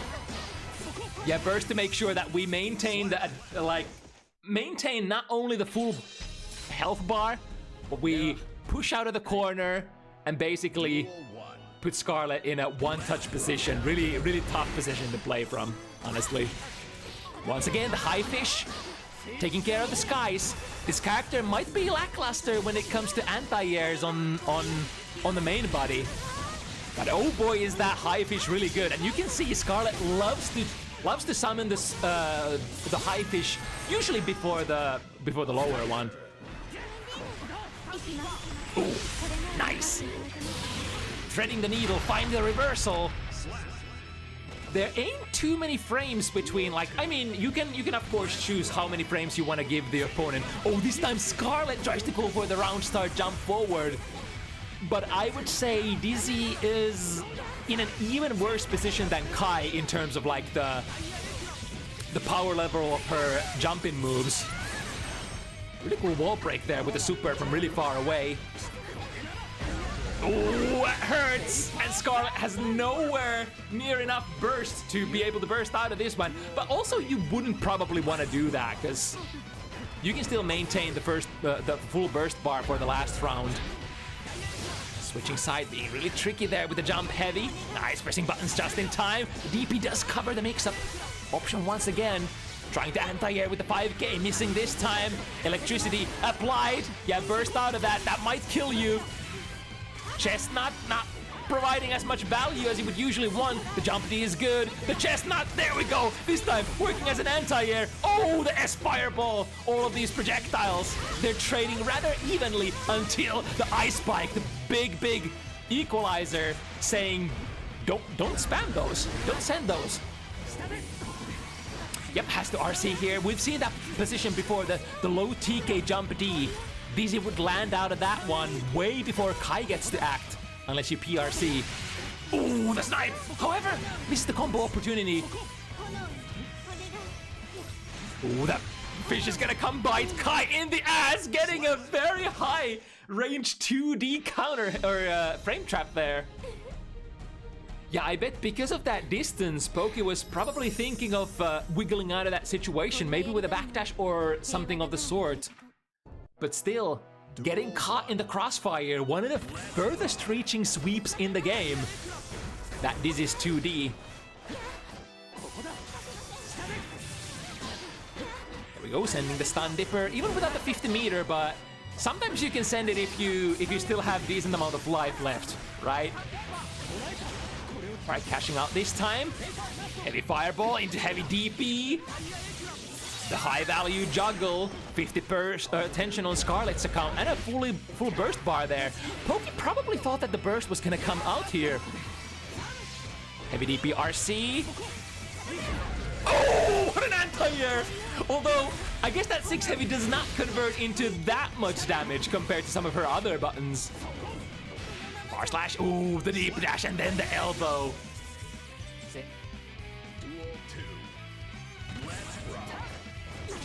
First set point position here for Pokey. The Ice Spike. Oh, yeah, I see what's happening. So the fish is a lot of the time screwing up the sort of the Ice Spike starter, is it not? It's very interesting if there's too much distance between Kai and Dizzy, then the Ice Spike will actually nullify the fireball that the Kai player is trying to send at you. Ooh, this time getting the 6P out just in time! I think probably one of the first times that we see 6P from Scarlet. But it is still a standard 6P! Dragon Install, that might actually kill! Show them the wings! Boom! Shakalaka! Pokey! Going out with a bang! With absolute style! Transforming into the iconic gear thingamajig. Why does Kai have that? We don't exactly know yet, I guess. Anyway. Pokey, the senior player here, covers the matchup fairly convincingly with the sub character. Scarlet definitely had a lot of good moments here. Especially the Ice Spike usage was crucial in trying to patch the sort of the cover the gaps between, you know, Kai and Dizzy. It's actually super good. This profile picture, or this card picture for Mox. Get blown up by a cartoon bomb. That's 10 out of 10. Okay, more sub characters inbound. This is actually two senior players, two higher level players, Mox, known for her Baiken for the most part, and then Hoplan, certainly more proficient with the Nagoriyuki pick, both picking into sub-characters this time around.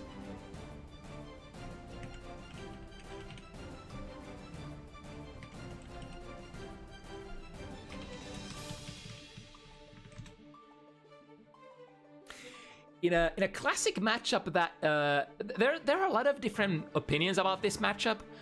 They do say that this should be fundamentally Leo advantage, but one cool thing about Sin and matchups like these, it's like close enough to where you kind of get to utilize your advantage of having like further reaching pokes, and you get to actually control the Leo player a little bit more than some other matchups.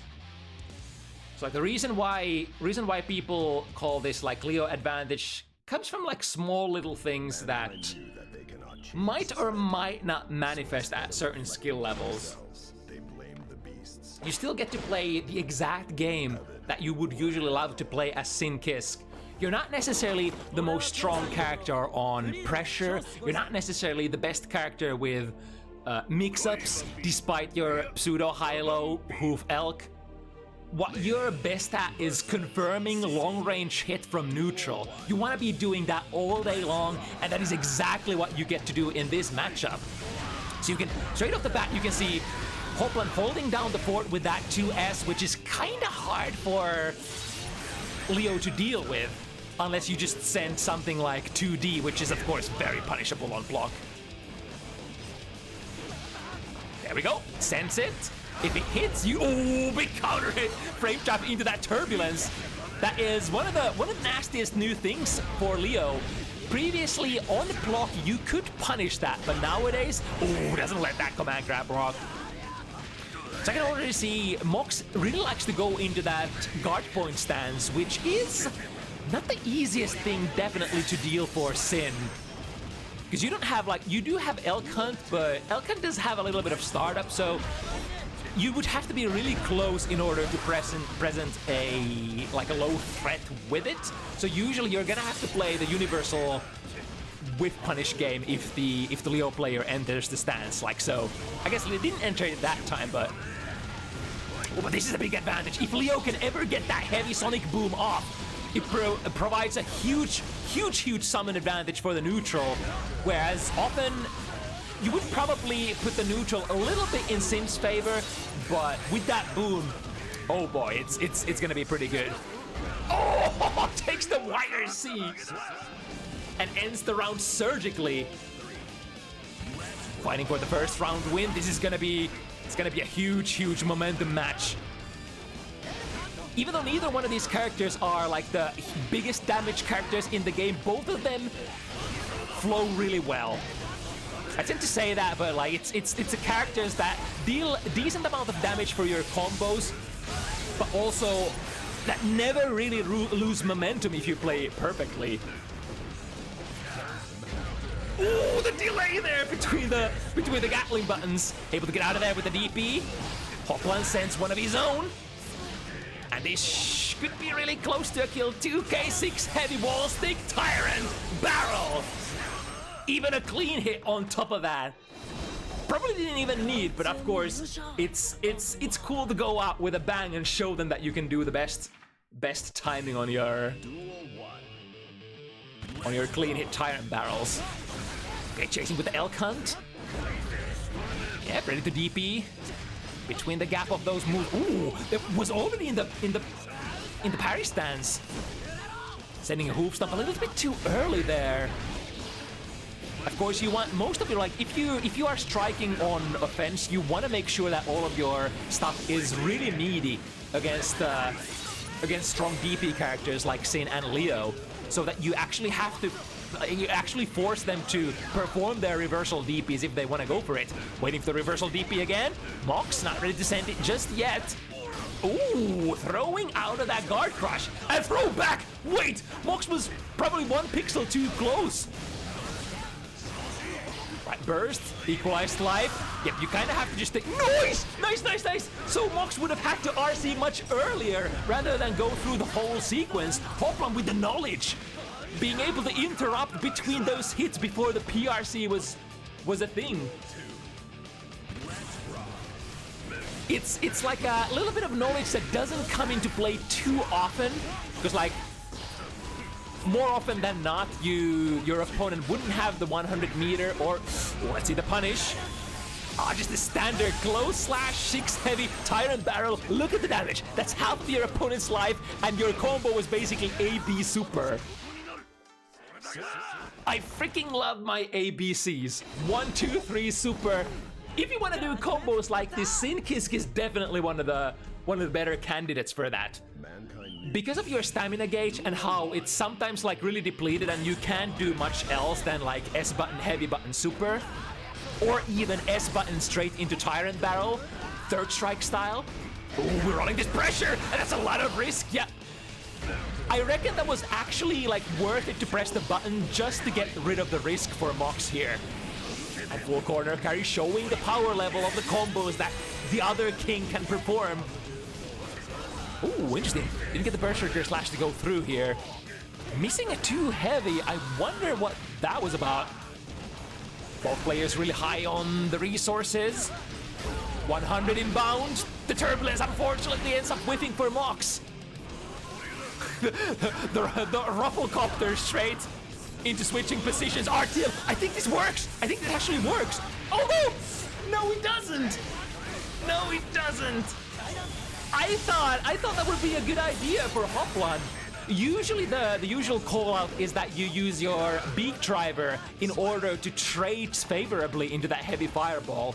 So you play like you constantly play a position where you're not too far away so that like you wouldn't have time for a beak driver. But I thought RTL would go through there. Swinging that 2S, and Mox has been backdashing quite a bit, getting that warning. Please, ma'am, advance and attack. This is Guilty Gear, and indeed she does. But here comes Hoplan with the 2 stamina standard burn. Half of your life. That's what the devil's deal was. Good DP between the hits once again.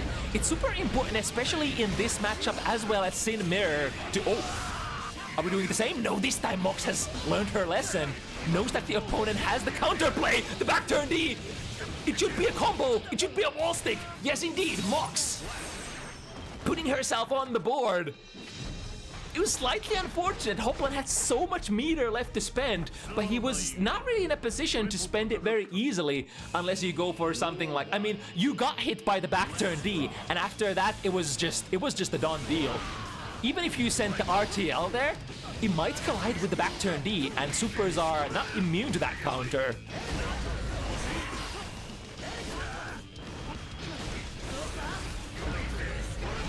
Once again, Mox has a pretty good counter strategy against the 2 stamina burn. Waking up with the SDP once again. Yeah, the DP is a very prominent option back and forth. Both sides can basically boast with the basic, the best kind of range of. Oh, that's kind of. I thought that was an RTL startup frame, but the startup of Sin's DP and the RTL kind of look the same in a way. Now we have to contend with 0 life against 100 meter from Mox. Uses the sort of the threat of potentially just sending the reversal super PRC again to get a jump out instead. That's a very oh, nice! What a full range, long range 2S hit into the BNB combo. A little short of the tension, but can still press the offense. DP out of that 2K.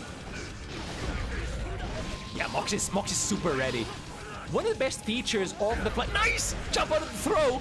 And the burst is still an option here for Hoplan, but wanting to hold it a little bit longer. 100 meter into tank.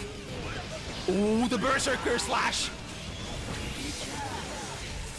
Can we get counterplay here? Yeah, recognize that Mox could use the super of her own, or even just try to SDP to beat the RTL at that range. Can't trade anymore.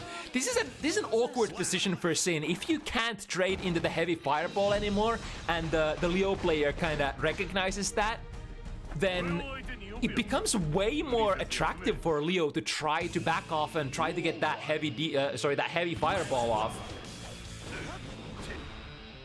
Once again, ending that 5 heavy, one of the better pressure enders for Sin.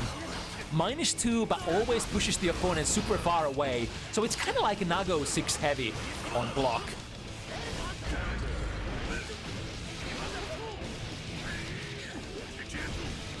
Alright, with a clean wall break, both players with the 50.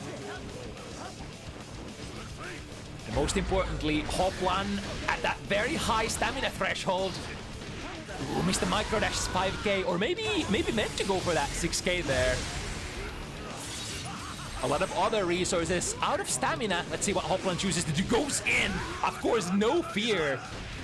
You can afford to do that, especially if your opponent is low health and you have your other resources to help you out with. No punish on the 2 heavy. Able to go wall break again. Free stamina has been spent, so now Hoplan forced into a slightly more defensive position. You can see immediately starting to fish with that 2S. Ooh, but the parry stance is strong and would require you to perform some really crazy level of whiff punishing in order to make it happen. Both players with the 100. That's the gold burst. Able to get even more, another counter gold burst. So we're gonna go back to that 100-meter super. Are we at neutral? No, just drift forward. Was probably trying to input a DP there or something of the sort. 5k, land them. 2 heavy FRC into 2 heavy. Wasn't able to quite bring that combo home. And now with the button, Berserker Slash, Mox steals the position away. One of the cardinal sins in the Leo matchup. If you can't react to Berserker Slash, it's really awkward. The Leo player can produce plus frames for free, but also get out of really sticky like corner positions like this by making you just block basically anything.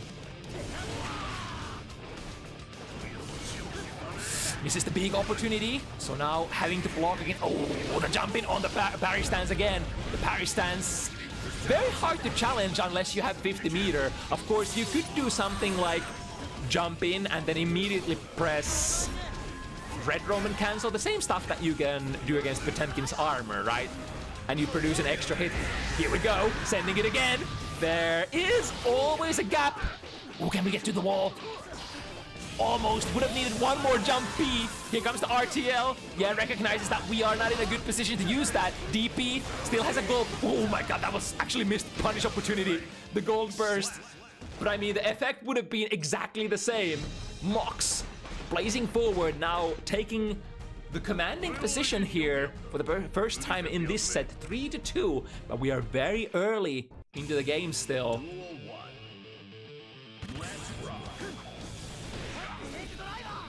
And so far, the big playmakers for Mox have been definitely the guard point stance, as well as, I mean, the guard point stance is one of the biggest one, of course. But of course, also really good reversal sense. Both the SDPs and the weapon X's have been working out really well. Trying to bait out the DP again, does not come out. We plant some trees and then, ooh, that's really brave. Into the meaty low. Mox staying patient, sending the copter to jump D out of the corner, doesn't quite make it. Hoplan trying to be a little bit more careful with the stagger pressure here, visibly. Ooh, that's dangerous. You can't backwalk out of that, but also from the 2 stamina guard crush burn, it's like, it's really awkward against a good DP character because you can't really bait the DP in any other way but just blocking. But the blocking leaves you at reversal throw distance, so you're vulnerable against that. Yep, ending the string safely in Beak Driver. 2 heavy Beak Drivers. Oh, yep. I was about to say 2 heavy into Beak Driver is the only airtight string that you can use to save yourself against that DP mash. And as soon as I mean, there was a threat. There is always the threat, and Hoplan showed it once already. The 2 heavy into 6-6 FRC 2 heavy catches the opponent airtight and trying to mash buttons. Here we go, RTL. Wall break from basically everywhere, but now we have to contend against the super PRC of Moxes again. Doesn't go for it this time. Instead, Hoplan uses the threat of the 2 heavy, FRC 2 heavy. This time, Mox was not pressing a button. Both players spending all of their resources in order to return back to safe neutral. Far slash from Mox. Burst from Hoplan. There we go with the bait! The 2 stamina burn into nothing. Finally finds fruit or yields fruit or whatever other weird analogy. Evens it up 3-3. The RPS, it's such a competitive RPS too.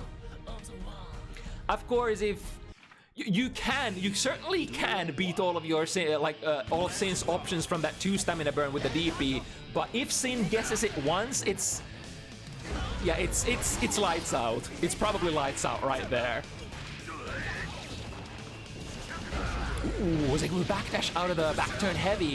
It was meant as a meaty. Very respectable lead here for Mox early into this game. Finds the low with the 2S. And with an OVA, should be able to cut it very short. There we go. Perfection. Sha.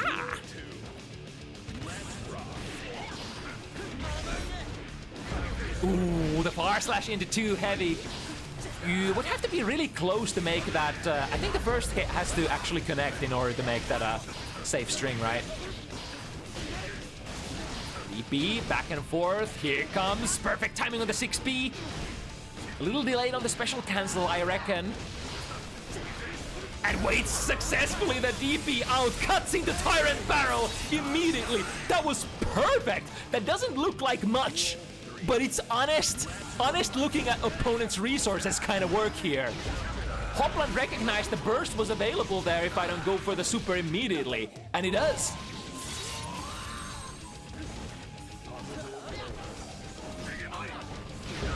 Ooh, perfect timing to send that. It is really gambly, of course, the 2 heavy from Leo. It can crush lows, so namely, it basically is the bane of existence of Sin 2S. Which is probably the playmaker button at neutral. So it does, like, even if it's risky, it does make a lot of sense. Ooh, this is good. Does Hoplan know the 0 or either the 1 stamina conversion there? If you start with a beak driver, you can actually cut into the corner BMB route with hoof stomp and save 1 extra stamina.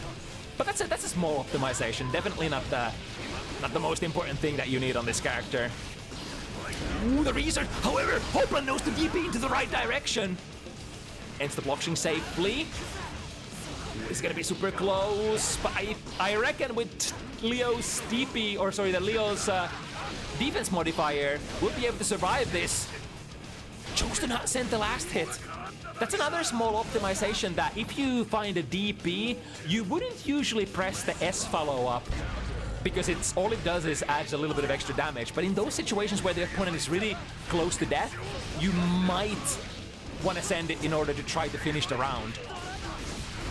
Here we go, clean to stamina conversion once again into RTL, securing the wall break and half of the opponent's life from basically back against the wall situation. Nice backdash! Probably waiting for the DP there, not committing the whole burst bar, or sorry, the tension bar. Into Tyrant. Ain't gonna be enough. Look at that 1 hit point. I was about to call it. Yo, hits from behind. This might be a punish for Hoplan. But doesn't go for the far slash. Does push Mox into the corner with that burst. SDP though. I think RTL might miss here. Yes, indeed. And that's a punish. Mox got the punish. The RTL, just like we determined with Kai, just doesn't quite hit behind. Your opponent would have to specifically shove themselves into your hitbox, but it does not extend. The hitbox of RTL does not extend behind you at all. go. The Elks have been working out pretty well. Of course, the caveat in this matchup is that Elk is a little dangerous against Leo because of a lot of the things that Leo would like to do. But if you use it sparingly, as Hoplan has been... Oh, that's a miss on the combo, right? And the punish throw. Here comes the back turn heavy, straight into D, or the back turn D? Question mark? That's exert stuff. Can't parry bursts in this game. Let's see, I think I saw Mox twitch here. Oh! Created a little bit of a frame trap situation. I think between the second hit and the third hit, there was a gap to press close slash. What the clean... Oh my god, this is getting crazy. Right, completely whiffing, but Mox also not taking the maximum amount of punish either. Still anybody's game, sending the DP, that should be it. Close slash, yes. Just send your easiest BMB combo and take the round. No reason to risk it. Yeah, S Fireball, definitely one of those things that will collide with Elk Hunt, in addition to the later hitbox of 5 heavy, as well as Leo's good K buttons that you often like to play, you know, close mid-range neutral with. Overhead once again. Wasn't able to get the combo, but with the back turn D. Choosing to take the wall break with a soft one. Sending a lot of Elk Hunts here. The back, oh, got caught there on the landing frames, I reckon. Another brave Elk Hunt for Hoplan, and I think this is a 100 burn. Boom, boom, shakalaka! One of the best characters, along with Slayer, to burn that 100 meters. Sin, the massive damage of the 4th hit of the RTL, especially when you have a full burst bar, full tension bar. Really rewards you for like the kind of neutral kind of game plan where you don't spend like tension on an instant like gain it and spend it kind of premise. Yo, Hoplan throwing the cancel into turbulence. That's kind of what you have to do this patch, because if the turbulence is blocked, you are in an RPS situation. So Hoplan having the universal counterplay here makes sense. It really doesn't matter what character you play, and you could argue that you do this even more as Nagoriyuki, that has the higher range on the throw. But of course, you can do it on pretty much any character. Ooh, missed the fact that you were gonna build the meter there on the last hit. No worries, we go with the next hit. And now, looking for one more touch. Wild Assault. Hoof RC. Yep. Ooh, but you would have to dash a little bit further here. And this RTL is gonna work out right. Yeah, there's no way to RC yourself out of this one. There is kind of like a minimum range where you can't do anything about RTL if you're not blocking already. Yeah, advance is like 2 or 3 character lengths, like around 2 character lengths. And if you try to RC in those situations, it doesn't let you. The first frame of the RTL activation will just catch you. Ooh, Mox is really mauling here. Working with the back turn stance. Working with small combos and refusing to break the wall over and over and over, looping the situation. That is the flow that we're talking about. Waiting for the DP here. The DP doesn't come out for Mox this time around. Another reason why Hoplan is poking with that 2S is because it is not DP punishable. Bar slash is. Hold that for a moment. It is minus, what is it, minus 11 or minus 10 on block. So no matter what you do, you will always get punished by SDP if you bar slash on block and the Leo player has a charge. Yep, kind of have to burst here. Go into the last interaction. Ooh, caught them! But a little too far. Didn't have the burn. Mox probably had the conversion. Oh, but so did Hoplan.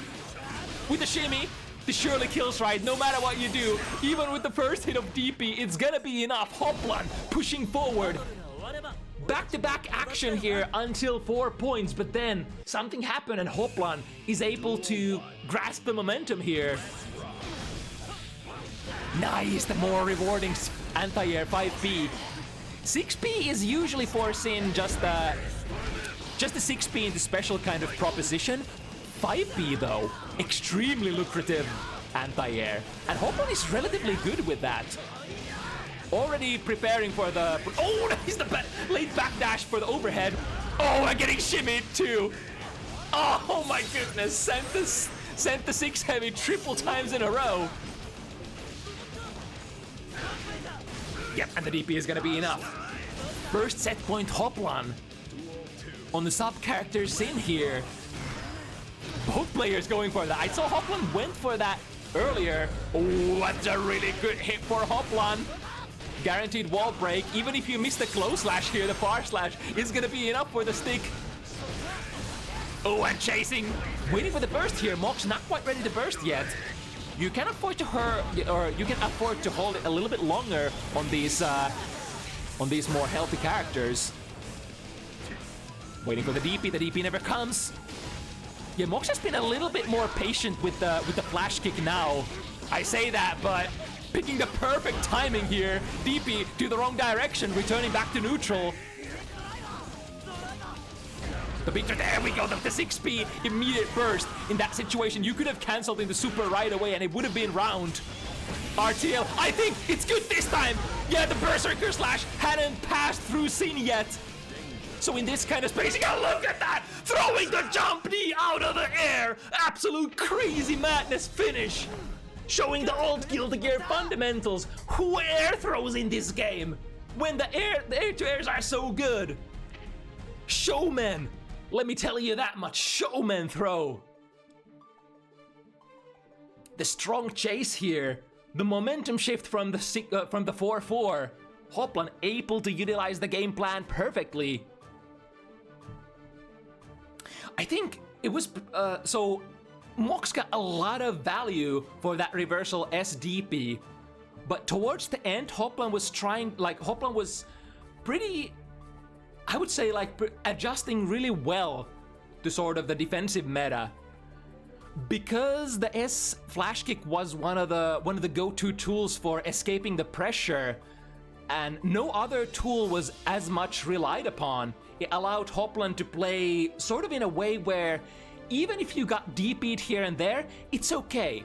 Just forget about all other methods of escape and just concentrate on the kind of pressure that sometimes baits the DP, sometimes stagger, like the kind of stagger pressure that sometimes catches it, but other times you can be pretty sure that the opponent doesn't try to wiggle out of the pressure. And I think that looked like one of the like winning features for Hoplan in that matchup.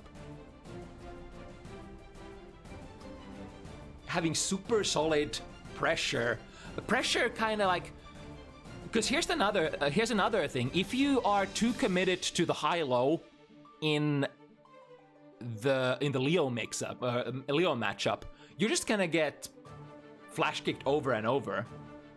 And Hoplan able to sort of craft a game plan where you're not relying on those high lows anymore. That's exactly like one of the key components how you craft a really good versus Leo matchup. But we have potentially the last matchup here. Let me see what's up. So we have a little bit of a priority list here.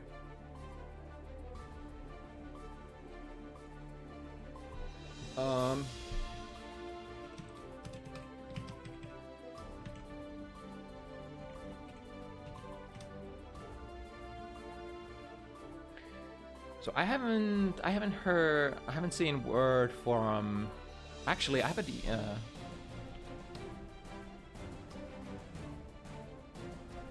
Right. So I got a message from Neoma, and they didn't really indicate that they would be back in time. So that would mean that we can go on the next person on the list, which would be Civ, right?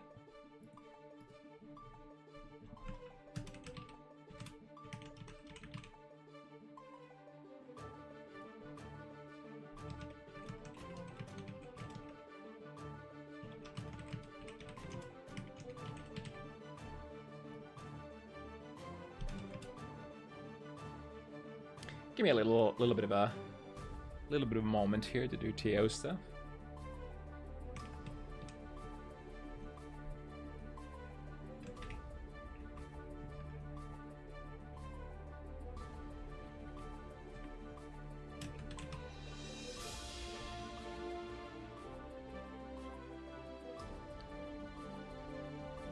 Do I have something on the background? How come? Is the stream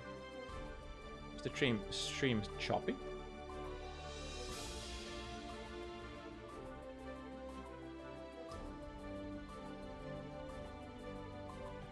Just Twitch? I mean, let me check. Do I have dropped frames? I do have dropped frames, so that's probably actually on my side. Give me a moment. Let me go check that my wife is not doing anything intensive.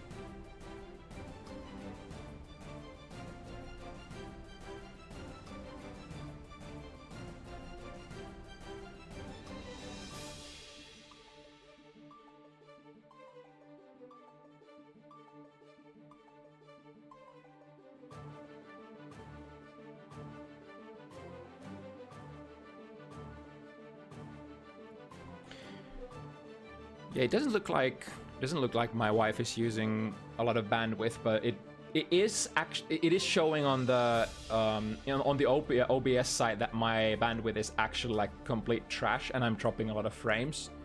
So the problem is likely on my end. But I mean, it could be a Twitch issue as well. I'm not like sure how these things work. I was always under the impression that if I'm showing dropped frames on OBS, then it's my fault and not Twitch's.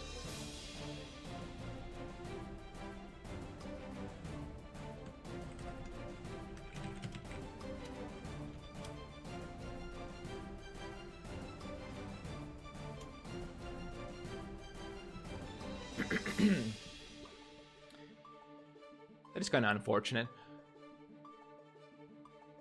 Hope it's not disrupting the flow too much. Also, let me fix Civ in the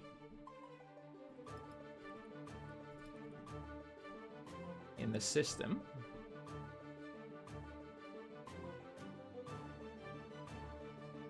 See if I can do this quick before go time.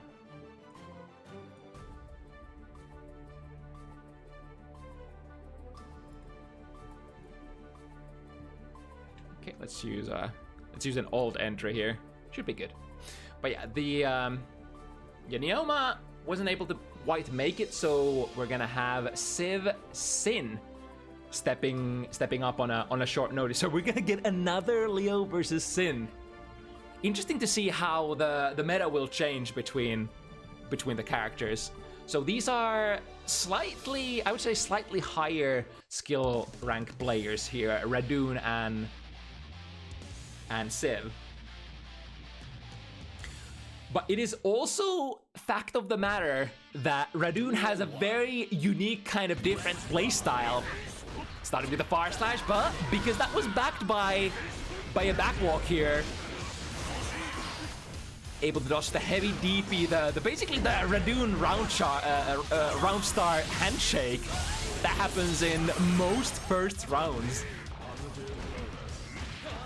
Of course, the DP bait RPS is gonna be super important. Nice! I love that. Using a route that saves as many stamina as possible. Just the counter hit jump heavy into far slash, linking it into a super.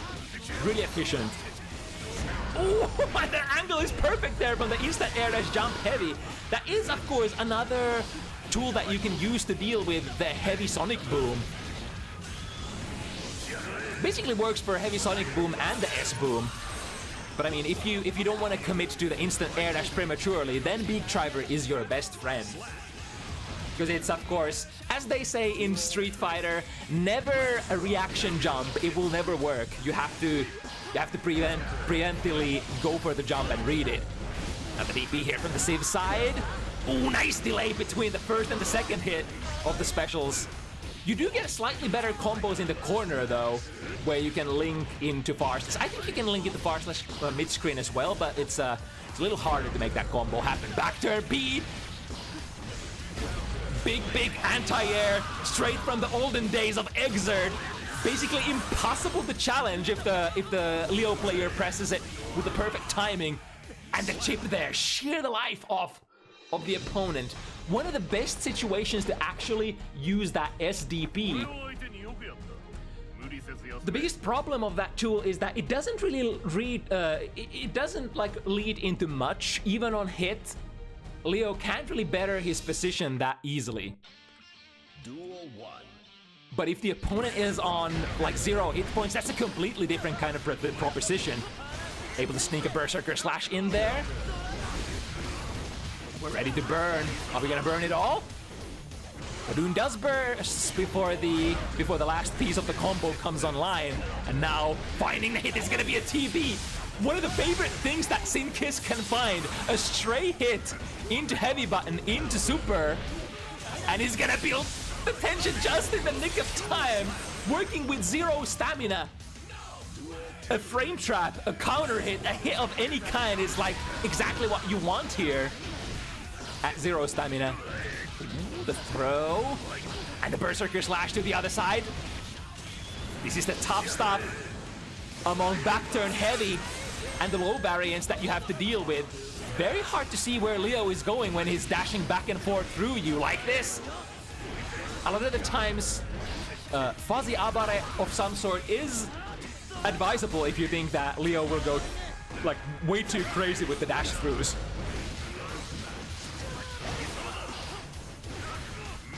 Ooh, there we go. Before Leo even passes through you, we can RC here. Yep. Oh, but trying to cut. Wait, I thought that would be a frame trap, because oftentimes when you RC something and go straight into Berserker Slash, I guess it depends on like what you're RCing, right? But a lot of the times when you do like an RC into straight Berserker Slash, it sets you up perfectly and frame traps the opponent's throw attempt. So it's kind of like a devious trap card against opponents that are really ready to sort of, once they see that visual stimulus, they're immediately ready to press the throw. It kind of abuses that sort of muscle memory reaction. There we go, ready to do it. Missed one, and haven't missed any since that. Ooh, the Berserker Slash can still steal the corner from you. Gotta be careful with that. Ooh, that's dangerous. The patience from Radune to hold that parry stance so that second hit of the DP, or sorry, that second hit of the beak driver does not frame trap you. There we go. And then a clean little economic combo, 2K2D Tyrant Barrel. Now we have all the stamina here in order to craft this kill. Missed super cancel, but don't matter. As long as, like, when you have positive bonus and 100 tension in the tank, world is basically yours to do whatever you want. Once again, the round start option from Civ is micro backwalk, S buttons, the classic, El Clasico. With the overhead, yeah, this is the devious stuff that you have to deal with against Leo. I think this is with 100, so we can RC here. When you see RTLs like this, the point is usually to advance on the opponent and try to bait their grounded anti-airs. And then, of course, the RTL will, with its inbus, cleave everything. Try to press here, but that S-boom hitbox manifests really quick. There we go. I think Civ has not started a single round with anything but backwalk S button so far, but why change it if it keeps working? One of the ace cards that you can play against it as Leo is Micro Dash 2K, which will catch the opponent backwalking. It's a really unique kind of tool for Leo. Basically, any time when you have a character that can tag the opponent's backwalk, those are really strong options. And with the special move RPS here, creating a frame trap and grasping the lead early into this set.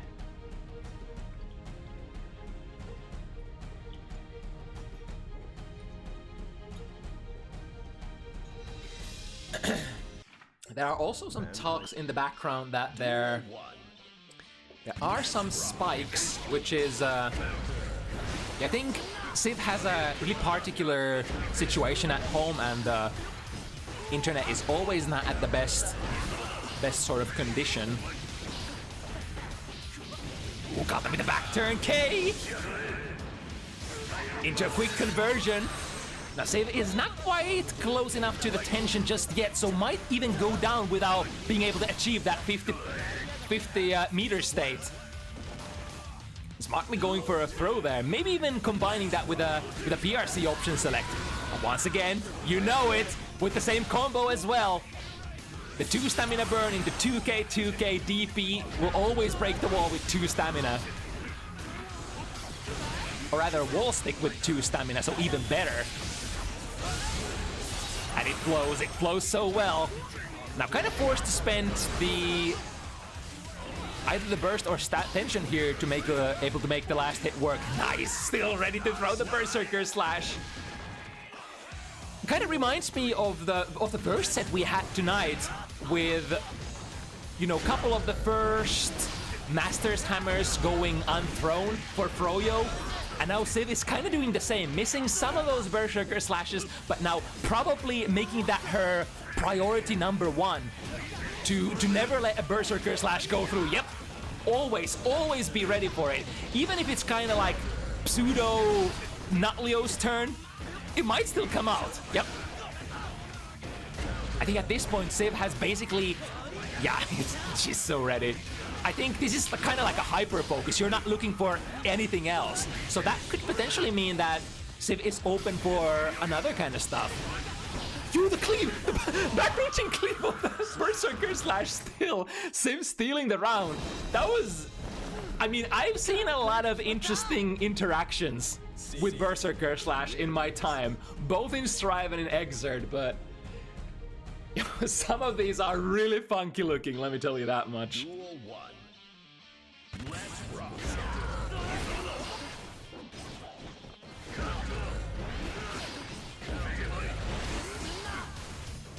Yeah, I'm so sorry about the stream quality. It's probably on my end. I've been having difficulties with Twitch recently as well. So I'll have to look into it.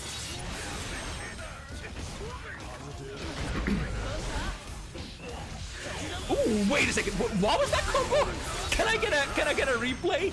I was looking at the OPS for a second and I was like, wait a minute. What kind of combo are we working with here? With the 2 stamina burn once again. Okay, saving the last one. We are that school of sin after all. Yep, that's RPS, can't punish. Or can't get a guaranteed punish. Ooh. Knew that it was gonna come out right there, taking the burst and taking the last bit of Radune's life bar as well. Yep, sending those L-cons at a really good timing.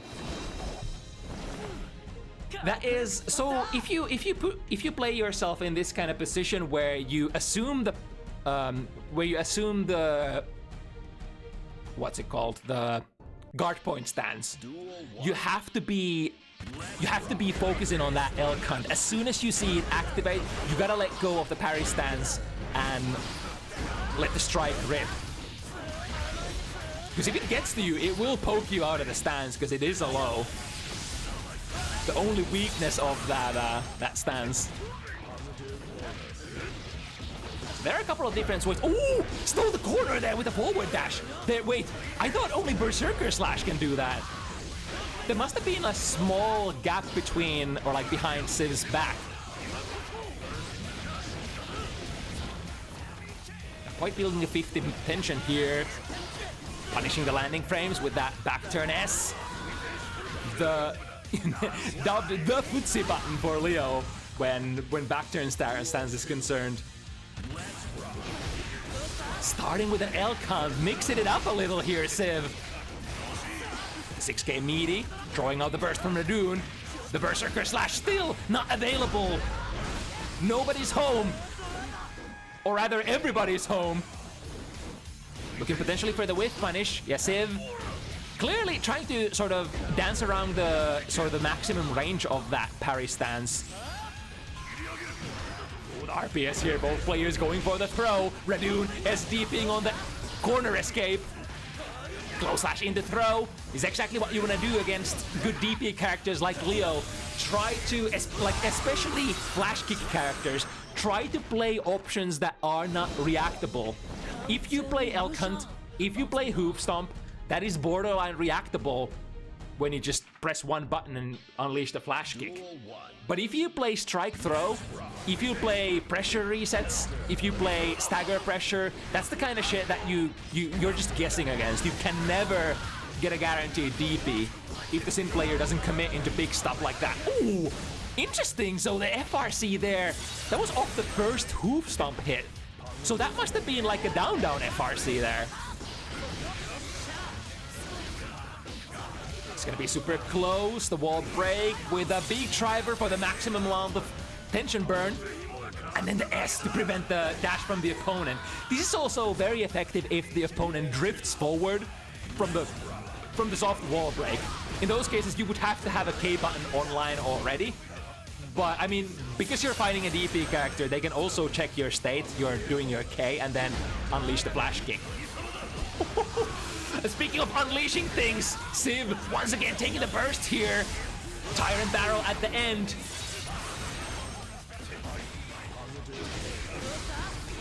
And has just enough resources to make this happen. Yeah, Civ recently returning back to the Sin, I believe, like around half a week ago, and basically saying, okay, I'm gonna play Sin until the patch is out. So in a surprisingly good condition, or like not surprisingly, but in a rare good condition on Sin, because she is a player who likes to play a lot of different characters and is sort of hopping between different characters from time to time. Radune with a 50. Yep, uses the threat to press a button or to escape. This time, yo, even then. This must be one of the most accurate berserker slash throws I've ever seen. This time, yeah, that's the tricky thing. If the Leo player tries to starts incorporating RCs in there, that can sort of throw off your attempts to try to throw them. Yep. She is locked in. Oh, no continuation. Was probably expecting like a really delayed burst. Now Radune, very close to 50, has to unleash the burst to save himself. Ooh, the high level or the high reaching close slash. And is this it? Has all the tools. Just basic A, B, C Tyrant Barrel is gonna be what it requires the end to set. Quick, precise. Civ with the Sin. Showing another slightly different style of Sin versus Leo from what we saw earlier.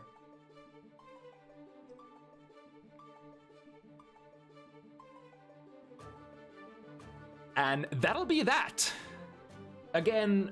Once again, I'm so sorry about the frame dropping issue. I'm not exactly sure if it's on Twitch side or mine, but I suspect it might be my side. So I'm gonna sort of investigate my internet infrastructure. Although I was playing a lot of games yesterday, and there just was the connection was exactly crystal clean. So I do wonder, maybe it is on Twitch side. Gonna have to look at the VOD, or yeah, the VOD would have on the YouTube site would have the sort of the problems, right? If I drop frames, or I don't know. Well, anyway, we got through all of these games. I'm so sorry. No matter, like, regardless of what the issue is, we're gonna try to figure it out for the next week. And next week is gonna be a little bit special. You might have heard that there is a big patch coming and a new character introduced as well. And as it is tradition in Bounty Hunters, we're technically trying to gather a roster of as many Lucy players as possible, put them all in, and then fill the gaps with other characters. So we're gonna have a lot. We're gonna have a huge new character celebration event. If you want to sign up, join my Discord. The sign up forms are gonna be posted there in just a couple of minutes after we go offline. And yeah, that'll be that from Bounty Hunters. It has been a it has been a patch for sure. Let's put it that much. And I think a lot of players, a lot of people agree that it is certainly time for change. And as far as we've understood from the communication with Arc System Works, I think a lot of changes are coming, not just now but in the future as well, with the GGST 2.0. Yeah, we'll see where that leads us. But see you next week, same time, 5 p.m. CEST, Sunday evening, with new DLC action. See how cool that character is. Yeah, hope you had fun as much as I had fun casting these. See you again next week. Till then, stay safe and yeah, get that Lucy experience in 21st. Till then, bye bye.